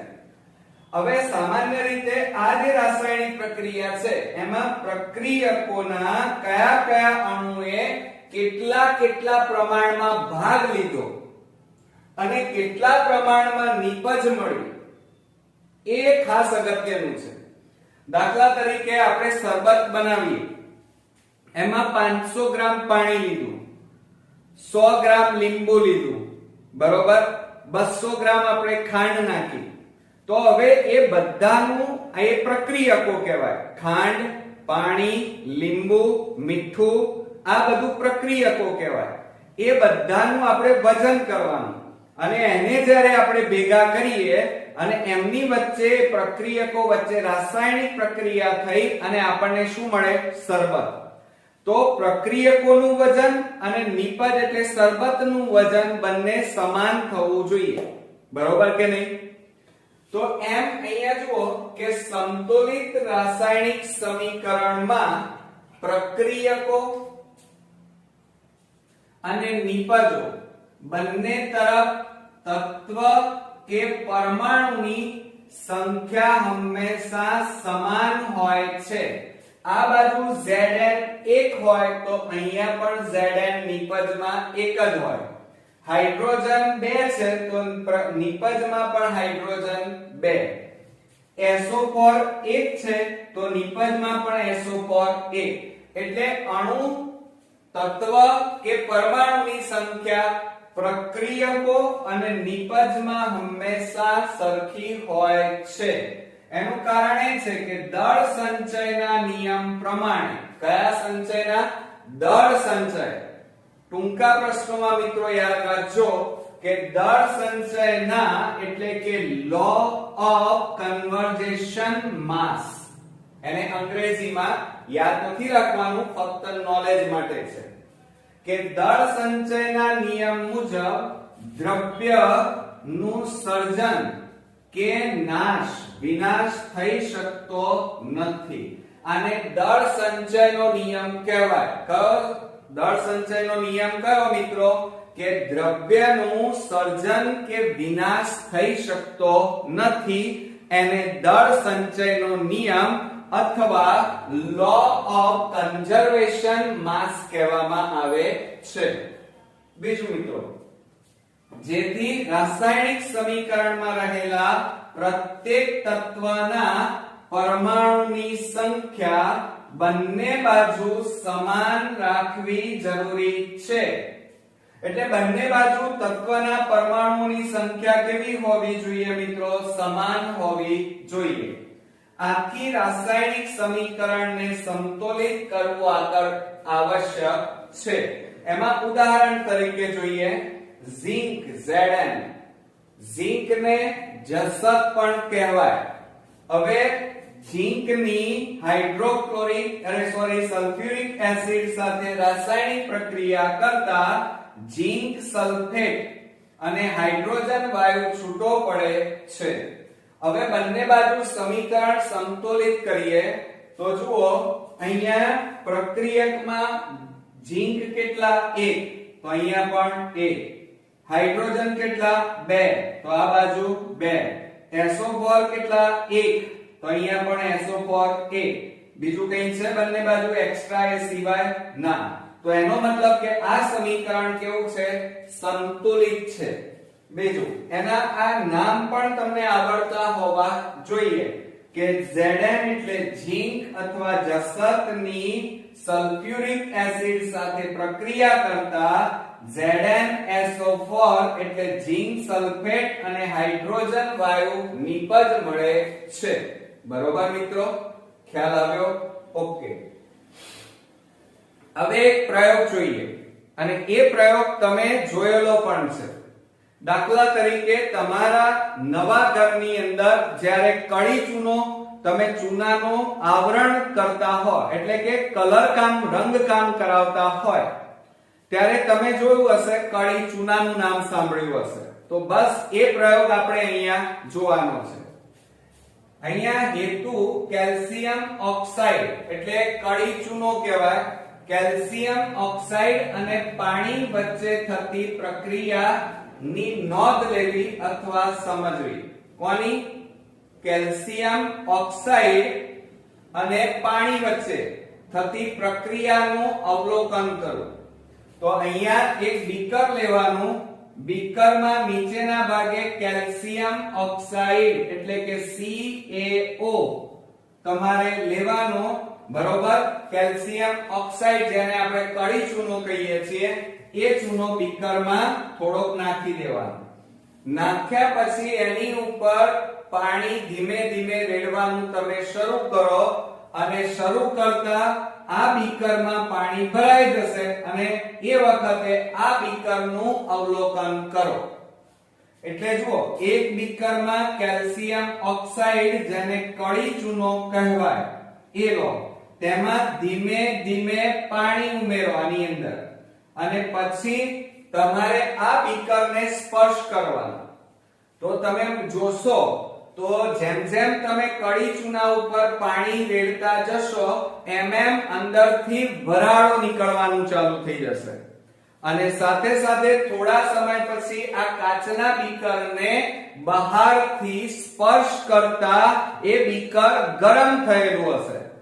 એટલે એનો મતલબ એ થયો કે કળી ચૂના ઉપર પાણી રેડતા ગરમી એટલે કે ઉષ્મા છૂટી પડે છે. બરોબર મિત્રો? હવે જો અહીંયા કે કળી ચૂનો એટલે કેલ્શિયમ ઓક્સાઇડ અને એના ઉપર આપણે શું રેડ્યું? પાણી. કેલ્શિયમ ઓક્સાઇડ કળી ચૂનો ઘન સ્વરૂપે એટલે કે સોલિડ સ્વરૂપે છે. એના ઉપર પાણી એ પ્રવાહી સ્વરૂપે હોય એટલે અહીંયા L લખ્યો. લિક્વિડ કહેવાય. લિક્વિડ એટલે પ્રવાહી. તો આ બંને વચ્ચે રાસાયણિક પ્રક્રિયા થઈ અને કેલ્શિયમ હાઇડ્રોક્સાઇડ એટલે કે CaOH નું જલીય દ્રાવણ. કયું? જલીય દ્રાવણ એટલે એક્યુ લખાય જેને આપણે એક્વસ અથવા જલીય દ્રાવણ કહીએ છીએ. એટલે બરોબર ધ્યાન રાખો કે કેલ્શિયમ ઓક્સાઇડની પાણી સાથે રાસાયણિક પ્રક્રિયા થઈ અને કેલ્શિયમ હાઇડ્રોક્સાઇડ બને છે. Okay, clear? અચ્છા, બીજું કળી ચૂનાની પાણી સાથે પ્રક્રિયા કરતા દાખલા તરીકે તમારે એક ચૂનાનો ગાંગડો લેવાનો. કળી ચૂનાનો એક ગાંગડો લો. એના ઉપર પાણી રેડો તો જેમ ભૂકંપ આવતો હોય, જ્વાળામુખી ફૂટતી હોય એમ પેલો ચૂનાનો ટુકડો છે ને એમ ફાટવા માંડશે ઓટોમેટિક. એટલે એનો મતલબ કે એને ચૂનાનું ફૂટવું કહેવાય. શું કહેવાય મિત્રો? ચૂનાનું ફૂટવું, જેને આપણે સ્લેકિંગ ઓફ ટાઈમ લાઈન કહીએ છીએ. શું કહીએ છીએ મિત્રો? સ્લેકિંગ ઓફ લાઈન. બરોબર, આ ખાસ ધ્યાન રાખજો કે કડી ચૂનાની પાણી સાથેની પ્રક્રિયાને કડી ચૂનાનું ફૂટવું કહેવાય. ક્લિયર? ઓકે. પછી મેં તમને કીધું કે જ્યારે આ પ્રક્રિયા થાય પછી તમારે આ બીકરને બહારથી સ્પર્શ કરતા એ કેવી લાગે છે? બીકર તમારું ગરમ થયેલું લાગે છે. એટલે એનો મતલબ શું થાય કે આ રાસાયણિક પ્રક્રિયા દરમિયાન ઉષ્મા એટલે ગરમી છૂટી પડે છે. અને ફોડેલા ચૂનાનું રાસાયણિક નામ, જ્યારે તમે ચૂના ઉપર પાણી રેડો, કડી ચૂના ઉપર પાણી રેડો એટલે એ કડી ચૂનો ફાટે. ફાટે એટલે એને શું કહેવાય? કેલ્શિયમ હાઇડ્રોક્સાઇડ, ફોડેલો ચૂનો કહેવાય. અને એ વખતે પુષ્કળ પ્રમાણમાં ઉષ્મા એટલે ગરમી ઉત્પન્ન થાય છે અને કેલ્શિયમ હાઇડ્રોક્સાઇડ બને છે. બરોબર મિત્રો? અને આ ફોડેલા ચૂનાનું રાસાયણિક સૂત્ર ખાસ યાદ રાખજો, કારણ કે ટૂંકા પ્રશ્નમાં પૂછાય છે. CaOH whole twice. આ જે કૌંસ છે એને હોલ કહેવાય અને આ બે છે એટલે એને ટ્વાઇસ કહેવાય. ઓકે, ક્લિયર મિત્રો? સાથે સાથે તમે બધાએ શેકેલી સોપારી ખાધી હશે. તો એ સોપારી બે પ્રકારની આવે, એક શેકેલી સોપારી, એક કાચી સોપારી. હવે સોપારી તો તમે જોયેલી છે, તો હવે કાચી સોપારીને શેકવામાં કેવી રીતે આવે છે? તો મિત્રો મોટા મોટા હોજની અંદર આ રીતે કડી ચૂનો લેવામાં આવે છે. કડી ચૂનાની અંદર શું કરવામાં આવે છે? એ ટાંકીમાં સોપારીના ઢગલે ઢગલા ઠાલવી દેવામાં આવે છે અને પછી એના ઉપર જે કડી ચૂનો હોય એના ઉપર પાણીના ફુવારા છાંટવામાં આવે છે, જેના કારણે કડી ચૂનો ફૂટે છે. ફૂટે એટલે એ વખતે પુષ્કળ પ્રમાણમાં ગરમી પેદા થાય અને એ ગરમીના કારણે પેલી કાચી સોપારી શેકાઈ જાય છે. ઓકે, ખ્યાલ આવ્યો ને મિત્રો? અચ્છા, હવે આપણો ત્રીજો ટોપિક. પહેલા આપણે બીજા ભાગની અંદર મેગ્નેશિયમની પટ્ટીનો પ્રયોગ જોયો હતો અને એ વખતે મેં તમને કીધું હતું કે મેગ્નેશિયમની પટ્ટીને કાચ પેપરથી ઘસીને પછી એને પ્રયોગશાળામાં ઉપયોગમાં લેવામાં આવે છે. કેમ મિત્રો? પ્રશ્ન તો થાય તમને. તો ધ્યાન રાખો કે મેગ્નેશિયમની પટ્ટીને સાફ કરવાનું કારણ કેમ, અથવા કાચ પેપર વડે ઘસવાનું કારણ શું મિત્રો? તો ધ્યાન રાખો કે મેગ્નેશિયમની પટ્ટી અતિ સક્રિય ધાતુ છે. કેવી છે? અતિ સક્રિય, ત્વરિત પ્રક્રિયા કરે છે. તો મેગ્નેશિયમની ધાતુ ખૂબ જ ક્રિયાશીલ છે. કેવી છે? ક્રિયાશીલ, ત્વરિત પ્રક્રિયા કરે હોવાથી તે હવામાં આ મેગ્નેશિયમની પટ્ટીને ખુલ્લી રાખતા તે બહારની સપાટી પર કયું આવરણ બનાવી દે છે? મેગ્નેશિયમ ઓક્સાઇડનું પડ બનાવી દે છે. દાખલા તરીકે તમે જોયું હશે કે કોઈ વસ્તુ બહાર પડી રહે, બરોબર, અઠવાડિયા 10 દિવસ 15 દિવસ 20 દિવસ પછી તમે વસ્તુ જુઓ તો એના ઉપર ધૂળના પડ જામેલા હશે. તો બસ એવી રીતે આ મેગ્નેશિયમની પટ્ટીને હવામાં ખુલ્લી રાખતા એ ક્રિયાશીલ હોવાથી હવામાંના ઓક્સિજન સાથે ત્વરિત પ્રક્રિયા કરી અને મેગ્નેશિયમ ઓક્સાઇડનું પડ બનાવી દે છે. બરોબર? અને પડ બનાવે છે એટલે શું થાય? મેગ્નેશિયમની વાતાવરણના ઓક્સિજન સાથે પ્રક્રિયા થઈ મેગ્નેશિયમ ઓક્સાઇડનું પડ બને છે. આ મેગ્નેશિયમ ઓક્સાઇડના જે પડ બન્યું એ પડ નિષ્ક્રિય છે. એ પડને કાચ પેપર, તમે કાચ પેપર જોયું હશે. દાખલા તરીકે તમારા ઘરમાં કોઈ તિજોરીને કલર કરવો છે પણ તિજોરીને કાટ લાગ્યો છે, તો એ કાટને કાઢવા માટે આપણે કાચ પેપર લાવીએ છીએ અને કાચ પેપરથી ઘસી અને કાટને દૂર કર્યા પછી એના ઉપર કલર થાય. તો કાચ પેપર વડે સાફ કરવાથી મેગ્નેશિયમની પટ્ટી સરળતાથી ઓક્સિજન સાથે પ્રક્રિયા કરે છે. આથી મેગ્નેશિયમની પટ્ટીને હવામાં સળગાવતા પહેલા આપણે એને સાફ કરવી જોઈએ. ક્લિયર મિત્રો? હવે આ જુઓ, દાખલા તરીકે મેગ્નેશિયમની પટ્ટી હોય, બરોબર. હવે ડાયરેક્ટ સળગાવવા જાવ તો એ જલ્દી નહીં સળગે. કેમ? કારણ કે એની ઉપર મેગ્નેશિયમનું પડ જામી ગયું છે.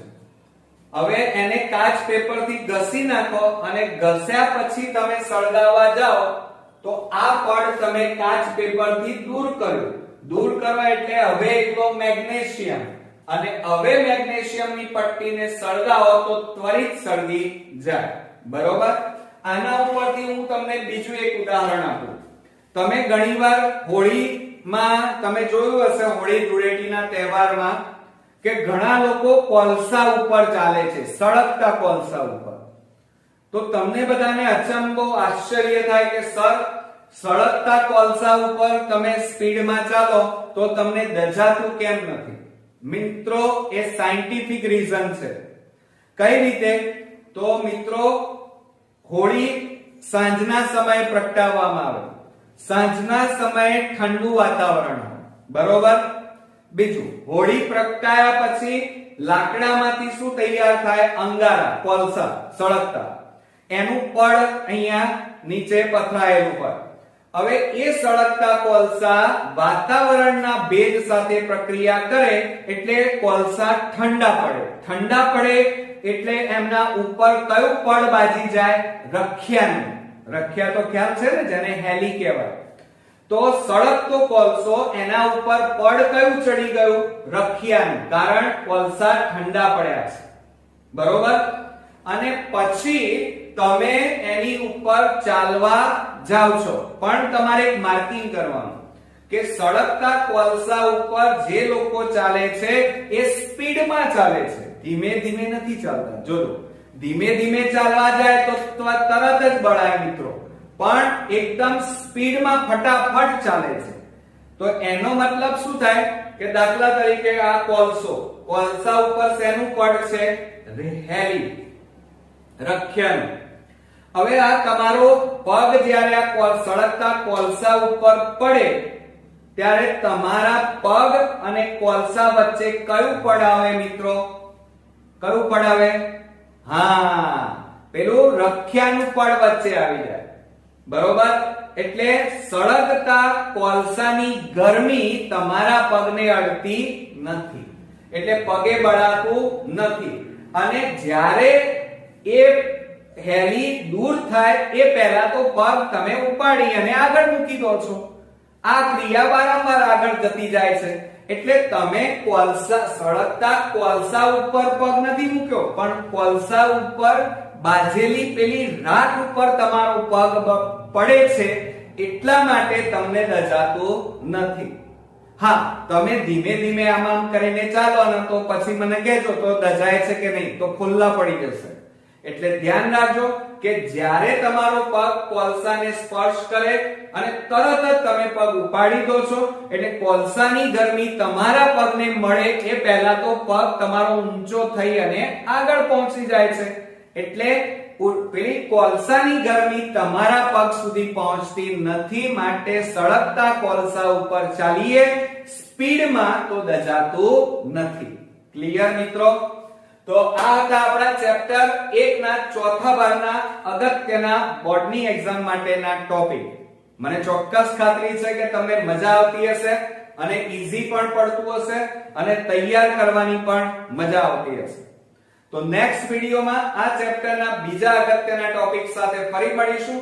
ત્યાં સુધી તમારે ક્યાંય જવાનું નથી, આ બધા જ ભાગ તમારે તૈયાર કરવાના છે. નેક્સ્ટ વિડિયોમાં ફરી મળીએ. ત્યાં સુધી ગુડ નાઇટ મિત્રો.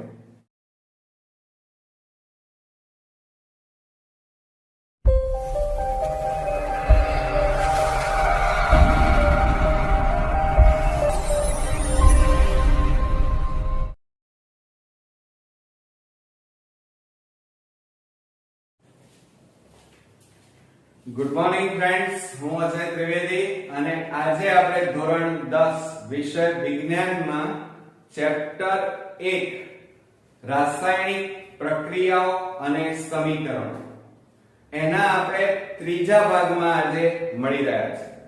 મિત્રો, આ ચેપ્ટરના આપણે કુલ 2 ભાગ જોઈ ચૂક્યા છીએ. આજના આ ભાગની અંદર કુલ આપણે 4 અગત્યના બોર્ડની એક્ઝામ માટેના ટોપિકો જોઈશું. હવે મિત્રો, આ ચેપ્ટર બોર્ડની એક્ઝામમાં કુલ 4 માર્ક્સમાં મિત્રો પૂછાય છે. સાથે સાથે આ ચેપ્ટર રસાયણ વિજ્ઞાન એટલે કે કેમિસ્ટ્રી તરીકે ઓળખાય છે અને બીજું કે 11-12 સાયન્સ જો તમે રાખવાના હોય અને 10મામાં વિજ્ઞાનમાં 80 માંથી 80 ગુણ મેળવવા હોય તો આ ચેપ્ટરની નાનામાં નાની બાબત પણ તમારે શીખવી પડશે. બરોબર? હવે જો અહીંયા આપણે પહેલી વાત કરીએ કે રાસાયણિક પ્રક્રિયા દરમિયાન થતા ફેરફારો જણાવો, એવો ક્વેશ્ચન્સ પૂછી શકાય કે રાસાયણિક પ્રક્રિયા દરમિયાન કયા કયા ફેરફારો થઈ શકે. તો સામાન્ય રીતે આપણે જાણીએ છીએ કે જ્યારે કોઈ બે પદાર્થો વચ્ચે રાસાયણિક પ્રક્રિયા થાય, ગયા વિડિયોની અંદર આપણે જોયું કે મેગ્નેશિયમને પટ્ટીને ઓક્સિજનની હાજરીમાં સળગાવીએ બર્નરની મદદથી તો મેગ્નેશિયમની પટ્ટી તીવ્ર જ્યોતથી સળગે છે અને છેલ્લે નીચે શું પડે છે તો રાખ પડે છે, પાવડર મળે છે, જે પાવડર મેગ્નેશિયમ ઓક્સાઇડનો હોય છે. તો એવી જ રીતે બે પદાર્થો કોઈ પણ લઈએ અને એમની વચ્ચે રાસાયણિક પ્રક્રિયા કરવામાં આવે તો કયા કયા ફેરફારો જોઈ શકે. તો ધ્યાન રાખો કે પદાર્થની ભૌતિક અવસ્થા બદલાઈ જાય. જોજો, પહેલો કયો ફેરફાર થઈ શકે? એક તો પદાર્થની ભૌતિક અવસ્થા બદલાય, એટલે ઘન હોય તો પ્રવાહીમાં રૂપાંતર થાય, પ્રવાહી હોય તો વાયુમાં રૂપાંતર થઈ શકે. એટલે ટૂંકમાં એની જે અવસ્થા છે ઘન, પ્રવાહી અને વાયુ એમાં બદલાવ આવી શકે. બીજું, પદાર્થમાં રંગ પરિવર્તન જોવા મળે, એટલે કે એનો રંગ બદલી જાય છે. દાખલા તરીકે આપણે એક ઉદાહરણ આપ્યું હતું કે હળદર ઉપર લીંબુનો રસ નીચોવવામાં આવે તો હળદરનો રંગ બદલાય છે. તો એ રંગ બદલાય એટલે રાસાયણિક પ્રક્રિયા દરમિયાન રંગ બદલાવાની શક્યતા પણ રહેલી છે. બીજું, રાસાયણિક પ્રક્રિયા દરમિયાન અમુક વાયુઓ એટલે એને આપણે શું કહીએ છીએ? ગેસ. G વડે દર્શાવીએ છીએ. એટલે કે અમુક હાઇડ્રોજન વાયુ, ઓક્સિજન વાયુ, નાઇટ્રોજન વાયુ જેવા વાયુઓનું પણ નિર્માણ થઈ શકે છે. અને છેલ્લા નંબરમાં કે રાસાયણિક પ્રક્રિયા દરમિયાન એના તાપમાનમાં ફેરફાર થઈ શકે છે. એટલે કે કાં તો એ ગરમ બની શકે છે, કાં તો રાસાયણિક પ્રક્રિયા દરમિયાન તાપમાન ઠંડુ પણ થઈ શકે છે. તો કેટલીક રાસાયણિક પ્રક્રિયાઓમાં મોટાભાગે ગરમી ઉત્પન્ન થાય છે, જ્યારે કેટલીક રાસાયણિક પ્રક્રિયામાં ઠંડક ઉત્પન્ન થાય છે. તો કેટલીક કસનળીને તમે સ્પર્શ કરો તો અંદર રાસાયણિક પ્રક્રિયા થવાના કારણે તમને કસનળી ગરમ થયેલી જોવા મળશે, જ્યારે કેટલીક કસનળી મોટાભાગે ઠંડી જોવા મળશે. એટલે એના તાપમાનમાં મોટાભાગે તફાવત થયો એમ કહી શકાય. તો આ ખાસ અગત્યનો છે મિત્રો. બોર્ડની એક્ઝામમાં 2 માર્ક્સમાં આ ક્વેશ્ચન્સ પૂછી શકાય કે રાસાયણિક પ્રક્રિયા દરમિયાન તાપમાનમાં અથવા તો રાસાયણિક પ્રક્રિયા દરમિયાન થતા ફેરફારો જણાવો. તો પહેલો ફેરફાર છે કે રાસાયણિક પ્રક્રિયાની ભૌતિક અવસ્થા બદલાઈ જાય, કાં તો એનો રંગ પરિવર્તન જોવા મળે, કાં તો એમાં વાયુઓનું નિર્માણ પણ જોઈ શકાય, કાં તો એના તાપમાનમાં મોટાભાગે ફેરફાર નોંધી શકાય. તો આ રીતે આ 4 અગત્યના ફેરફારો રાસાયણિક પ્રક્રિયા દરમિયાન થઈ શકે છે. મિત્રો આ ખૂબ જ અગત્યનો પ્રશ્ન છે, ખાસ તૈયાર કરજો. ત્યાર પછી સેકન્ડ ટોપિક આપણો 3 માર્ક્સમાં મિત્રો પૂછાય છે કે રાસાયણિક સમીકરણ કેવી રીતે લખાય, ઉદાહરણ આપીને સમજાવો. હવે ધ્યાન રાખજો બરોબર કે ગયા વિડિયોની અંદર આપણે એક પ્રયોગ જોયો હતો કે મેગ્નેશિયમની પટ્ટીને ચીપિયા વડે પકડી અને બર્નરની મદદથી ગરમ કરીએ તો મેગ્નેશિયમની પટ્ટી તીવ્ર જ્યોતથી સળગે છે અને મેગ્નેશિયમ ઓક્સાઇડનો પાવડર મળે છે. બરોબર?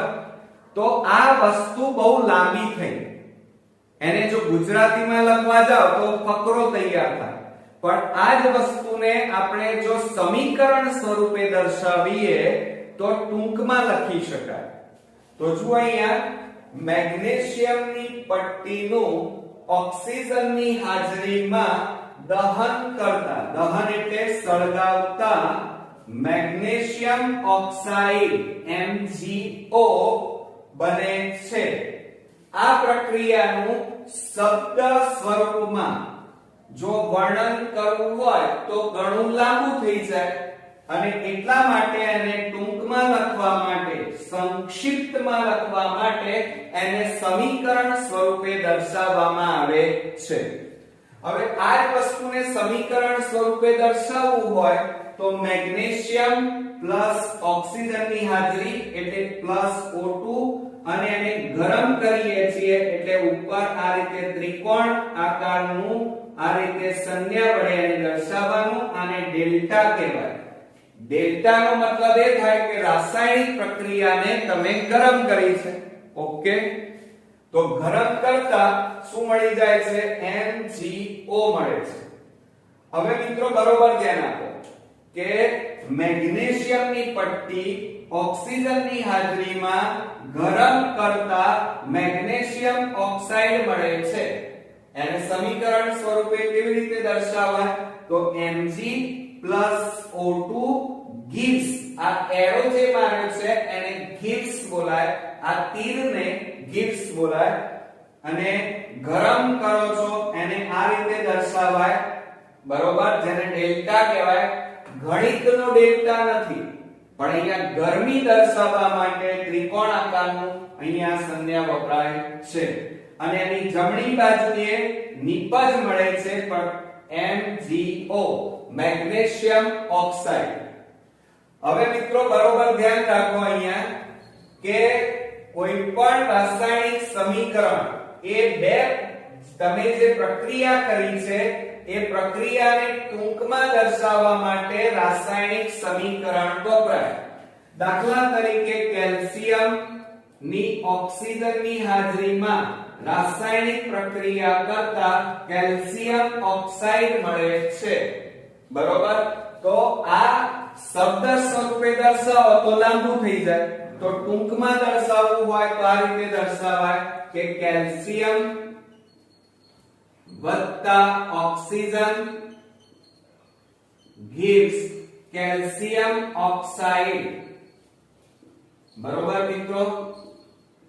આ રીતે એને રાસાયણિક સમીકરણ સ્વરૂપે દર્શાવી શકાય. હવે મિત્રો જુઓ, આ તીર છે, તીરને gives કહેવાય. શું કહેવાય? gives. હવે તીરની આ ડાબી બાજુ કહેવાય. કઈ બાજુ કહેવાય? ડાબી. અને આ કઈ બાજુ કહેવાશે? જમણી બાજુ.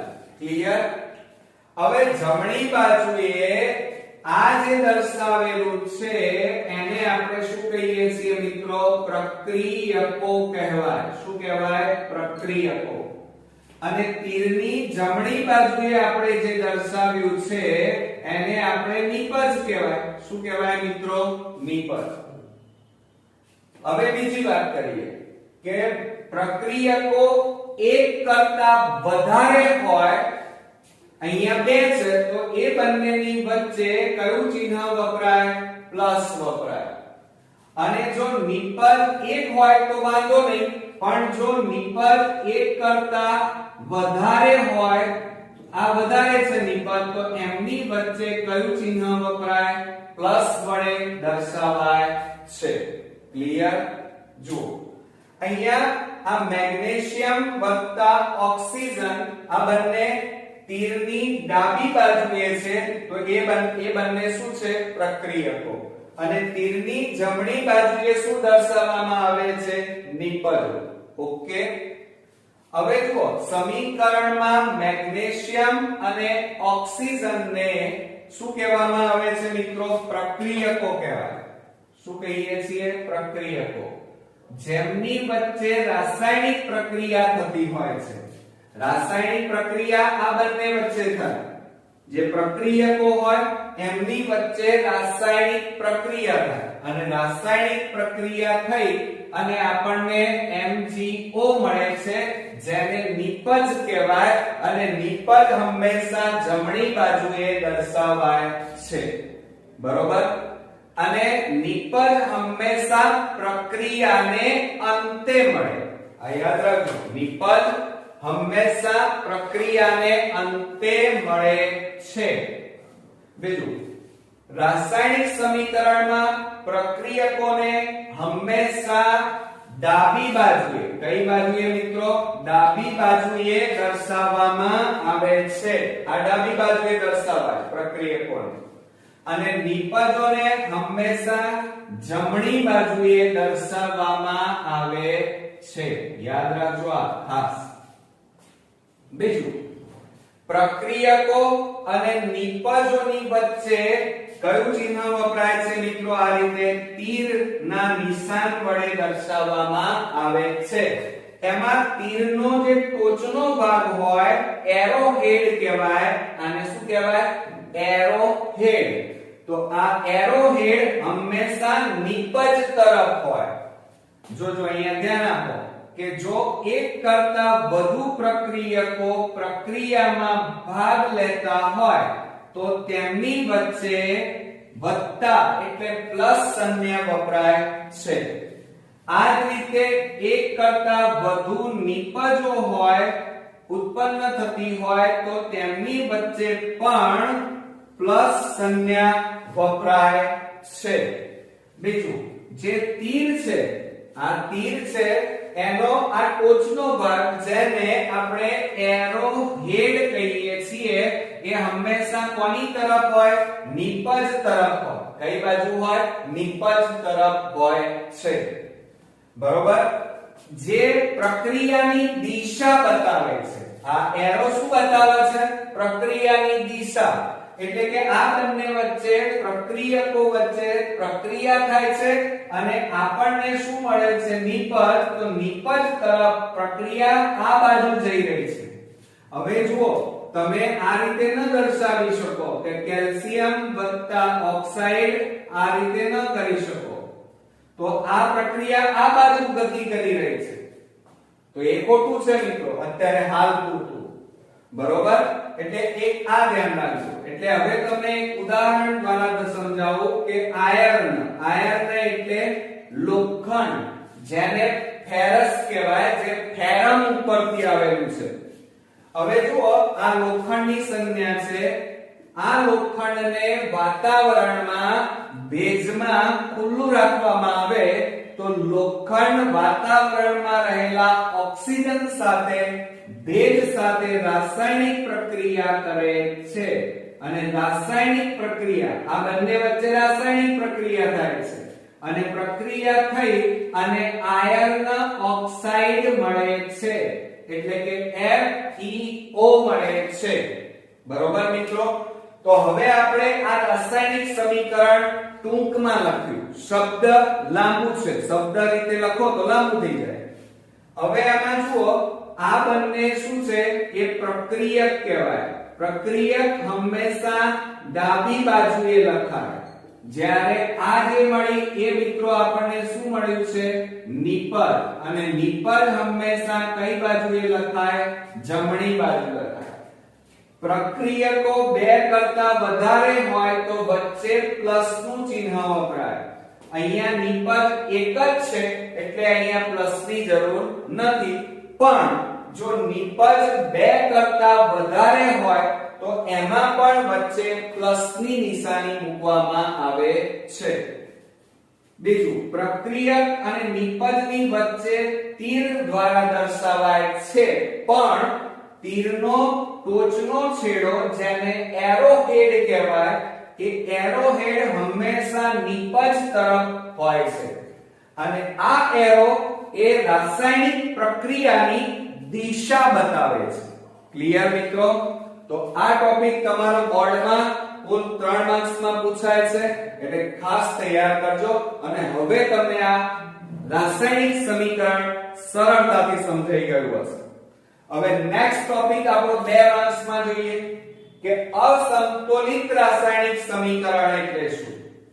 હવે તમે જોઈ રહ્યા છો કે જે રાસાયણિક સમીકરણમાં દરેક તત્વના પરમાણુની સંખ્યા સમાન ન હોય તે રાસાયણિક સમીકરણને અસંતુલિત સમીકરણ કહે છે.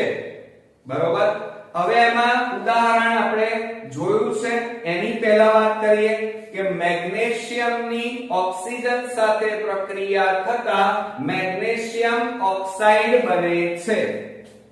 હવે આ સમીકરણ સંતુલિત છે, ચેક કરીએ. ચલો, અહીંયા મેગ્નેશિયમ આ તીરની આ બાજુ આ પ્રક્રિયકો કહેવાય, આ નિપજ કહેવાય. પ્રક્રિયક કેટલા છે એમાં જુઓ, Mg કેટલા છે, અહીંયા આગળ કશું નથી, પાછળ કશું નથી, એટલે 1 કહેવાય. તો અહીંયા પણ Mg 1 છે, બરાબર ની આ બાજુ નિપજમાં. ઓક્સિજન કેટલા છે? 2. અહીંયા ઓક્સિજન નિપજમાં કેટલા છે? 1. એટલે બંને બાજુ મેગ્નેશિયમ સરખા છે પણ ઓક્સિજન સરખા નથી, તો એને સંતુલિત કરવું પડે. તો આ બાજુ ઓક્સિજનની સંખ્યા 2 છે પ્રક્રિયકોમાં, નિપજમાં 1 જ છે, એટલે આ સમીકરણ સંતુલિત કહેવાય નહીં. ચલો એ જ રીતે આની વાત કરીએ. આયર્નની ઓક્સિજન સાથે રાસાયણિક પ્રક્રિયા થઈ આયર્ન ઓક્સાઇડ મળે છે. હવે આ સમીકરણ કેવું છે ચેક કરીએ. આયર્ન કેટલા? 1. તો નિપજમાં આયર્ન 1 જ છે, જુઓ. બરોબર? ઓક્સિજન કેટલા? 2. તો અહીંયા ઓક્સિજન 1 જ છે, પણ હંમેશા બંને બાજુ અણુ પરમાણુ બધાની સંખ્યા એમનો જથ્થો સમાન હોવો જોઈએ, અને ન હોય તો સમીકરણને સંતુલિત બનાવવું પડે મિત્રો. તો આવું જે સમીકરણ હોય એને અસંતુલિત સમીકરણ કહી શકાય. ઉપરના સમીકરણમાં બંને બાજુ દ્રવ્યમાન અને પરમાણુઓની સંખ્યા સમાન હોતી નથી.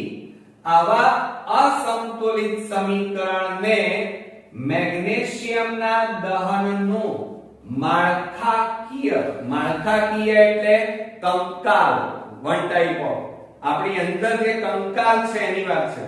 કંકાલ માળખાકીય રાસાયણિક સમીકરણ કહે છે. જુઓ મિત્રો, કંકાલ જનરલી બધામાં એક સરખું હોય, પણ એની ઉપર જે ચરબી, આ જે ત્વચા ચડે છે, માંસ ભરાય છે, એ દરેક વ્યક્તિમાં જુદું જુદું હોય છે, જેના કારણે મોટા ભાગે આપણે એકબીજાથી શારીરિક બાંધામાં અલગ પડીએ છીએ. બરોબર? તો એને અંદર જે કંકાલ છે કાચો માલ કહેવાય. કેવો માલ કહેવાય? કાચો. તો અહીંયા આ સમીકરણ જે દર્શાવ્યું એ કાચું સમીકરણ કહેવાય, અસંતુલિત સમીકરણ કહેવાય. કેમ? કારણ કે બંને બાજુ દ્રવ્યમાન અને પરમાણુઓની સંખ્યા સમાન નથી, માટે આ સમીકરણને અસંતુલિત સમીકરણ કહેવાય. ક્લિયર? હવે લાસ્ટ ટોપિક ની વાત કરીએ આ વિડિયોના, કે સંતુલિત રાસાયણિક સમીકરણ કેમ હોવું જોઈએ. બરોબર? સમીકરણ બેલેન્સ કેમ હોવું જોઈએ, તેના કેટલાક કારણો છે મિત્રો. જુઓ, સંતુલિત રાસાયણિક સમીકરણની મદદથી પ્રક્રિયકો અને નિપજોના કેટલા મોલ અણુઓ છે એ જાણી શકાય છે. પ્રક્રિયકોનો કેટલો જથ્થો, ધ્યાન રાખજો, પ્રક્રિયામાં 100 ગ્રામ, 500 ગ્રામ, 50 ગ્રામ, 10 ગ્રામ કેટલો જથ્થો પ્રક્રિયામાં વપરાય છે અને નિપજોના કેટલો જથ્થો મળે છે, અહીંયા વપરાય છે, નિપજોમાં મળે છે, તે જાણી શકાય છે.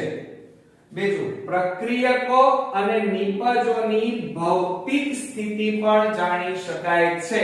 એટલે કે પ્રક્રિયકો અને નિપજો કયા કયા સ્વરૂપે છે, એ એટલે કે ઘન, પ્રવાહી, વાયુ સ્વરૂપે છે, એ જાણી શકાય છે. સમજો જરા, તમે જોયું હશે કે આ ટોપિક આપણો બોર્ડની એક્ઝામમાં 2 માર્ક્સમાં મિત્રો ખાસ પૂછાય છે કે સમતોલિત રાસાયણિક સમીકરણનું મહત્વ શું. તો એના 3 મુદ્દા છે મિત્રો. એક તો સમતોલિત રાસાયણિક સમીકરણની મદદથી પ્રક્રિયકો અને નિપજોમાં કેટલા મોલ છે, કેટલા અણુ છે એની અંદર ભાગ લે છે, એ તમે નક્કી કરી શકો, એ જાણી શકાય. પ્રક્રિયકોનો જથ્થો કેટલો તમે પ્રક્રિયકો વાપર્યો, 50 ગ્રામ, 5 ગ્રામ, 10 ગ્રામ, 2 ગ્રામ, કેટલા પ્રક્રિયકો વાપર્યા અને નિપજોમાં તમને કેટલા ગ્રામ મળ્યું, એટલે કે દ્રવ્યમાન જથ્થો કેટલો મળ્યો, એ તમે જાણી શકો છો. અને ત્રીજો મુદ્દો કે તમે પ્રક્રિયકો અને નિપજોની ભૌતિક અવસ્થા જાણી શકો છો. આમ 3 વસ્તુ અગત્યની છે. એક તો પ્રક્રિયક અને નિપજોના મોલ, સેકન્ડ થિંગ પ્રક્રિયકો અને નિપજોનો જથ્થો જાણી શકાય, અને ત્રીજા નંબરમાં પ્રક્રિયકો અને નિપજોની ભૌતિક અવસ્થા જાણી શકાય. ઓકે મિત્રો, તો આજના આ 4 ટોપિક તમને સમજાઈ ગયા હશે. તો મિત્રો આ 4 ટોપિક લખી કાઢો અને તૈયાર કરી નાખો, જેથી કરીને આપણે બોર્ડની એક્ઝામમાં પૂરેપૂરા માર્ક્સ મેળવી શકીએ. તો નેક્સ્ટ વિડિયોમાં પાછા આ ચેપ્ટરના અગત્યના ટોપિક સાથે ફરી મળીશું. ત્યાં સુધી જે સ્ટુડન્ટ્સે મારા પહેલા 2 વિડિયો આ ચેપ્ટરના ન જોયા હોય તો અચૂકથી જોજો, અને પછી જ આ વિડિયો તમે જોશો તો તમને આ ચેપ્ટર પૂરેપૂરું આવડી જશે. તો નેક્સ્ટ વિડિયોમાં આપણે ફરી મળીએ. ત્યાં સુધી ગુડ નાઈટ મિત્રો.